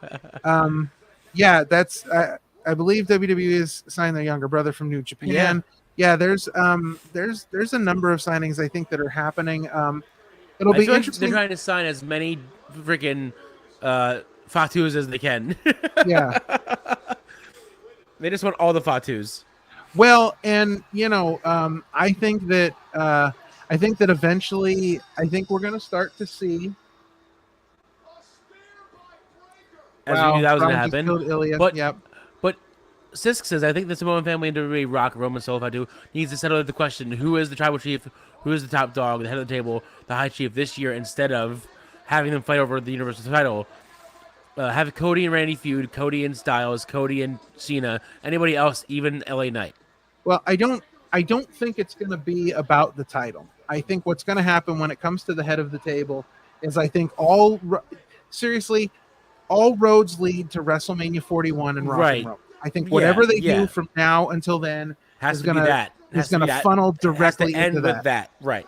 That's going to be the be all end all of this thing because I think it has to be. I mean, yeah, that has to be the ultimate ending. Yeah, and I think it ends with the ultimate ending. And it doesn't need to involve titles. It just be Rock and Roman. Just Rock and Roman. Just who is the better Samoan? I think Rock takes Solo's side and then convinces Solo to take out Roman, and Roman just destroys Solo, which was Rock's plan all along, to get Solo out of the way so it can be him and Roman. Right. And Braun Breaker, the cheese stands alone. The cheese stands alone. He has dropped everybody, destroyed everybody, and that is how we end Monday Night Raw for this July, whatever it is. What are we at? I need to see Rock as the final boss against babyface Roman. That is what I see as well. Right. I agree with you on that. All right. So guys, it's been a fantastic episode tonight. And comments. Thanks for joining us and just getting involved and being a part of everything here tonight. It's been a lot of fun. Again, guys, make sure you're checking out Chillin' with the Bros on Friday with Sean and Adam as they go through the wonderful world of WWE SmackDown. Indeed. Bring plenty of questions for them. Yes. Keep an eye out on the socials this week. We're going to have all the videos coming out from Comrades for Vlad, including one last time our interview with Drew Gulak. Yay! It was very cool to be able to talk to Drew Gulak. It was wild. Also, just gonna throw this out here for C. Henry. Oh, thanks. We appreciate that, man. That right there. Thank you so much. We appreciate all the love. This coming Sunday, you can see Sean and I hanging out at the Mahoney Drive-In Theater for LVAC Live Wrestling, a wrestling vendor market, and they live 35 millimeter on the big screen. Tickets are $15. If you're anywhere near Lehigh and PA, come out, enjoy the fun, see some great wrestling, have a good day. Come hang out, chill with us. Do it. And we're gonna watch a great movie together. So yeah. again, share, and subscribe. Hit up the YouTube. Follow us on all the socials at Opinion City Pod. It's been a great evening. We have had fun watching Monday Night Raw with you. And with that, Sean, we are going to head over to the Discord, where in the Promote Yourself channel, I will be dropping the graphic to announce exactly who will be our first guest on the brand new show. Grappling with the Grooves. Grooving with the Graps. Opinion City presents With the Grappin' Grooves. Grappling with the Grooves. So head over to the Discord and check that out. And with that, guys, we are going to we'll see you soon. We'll see you when we see you.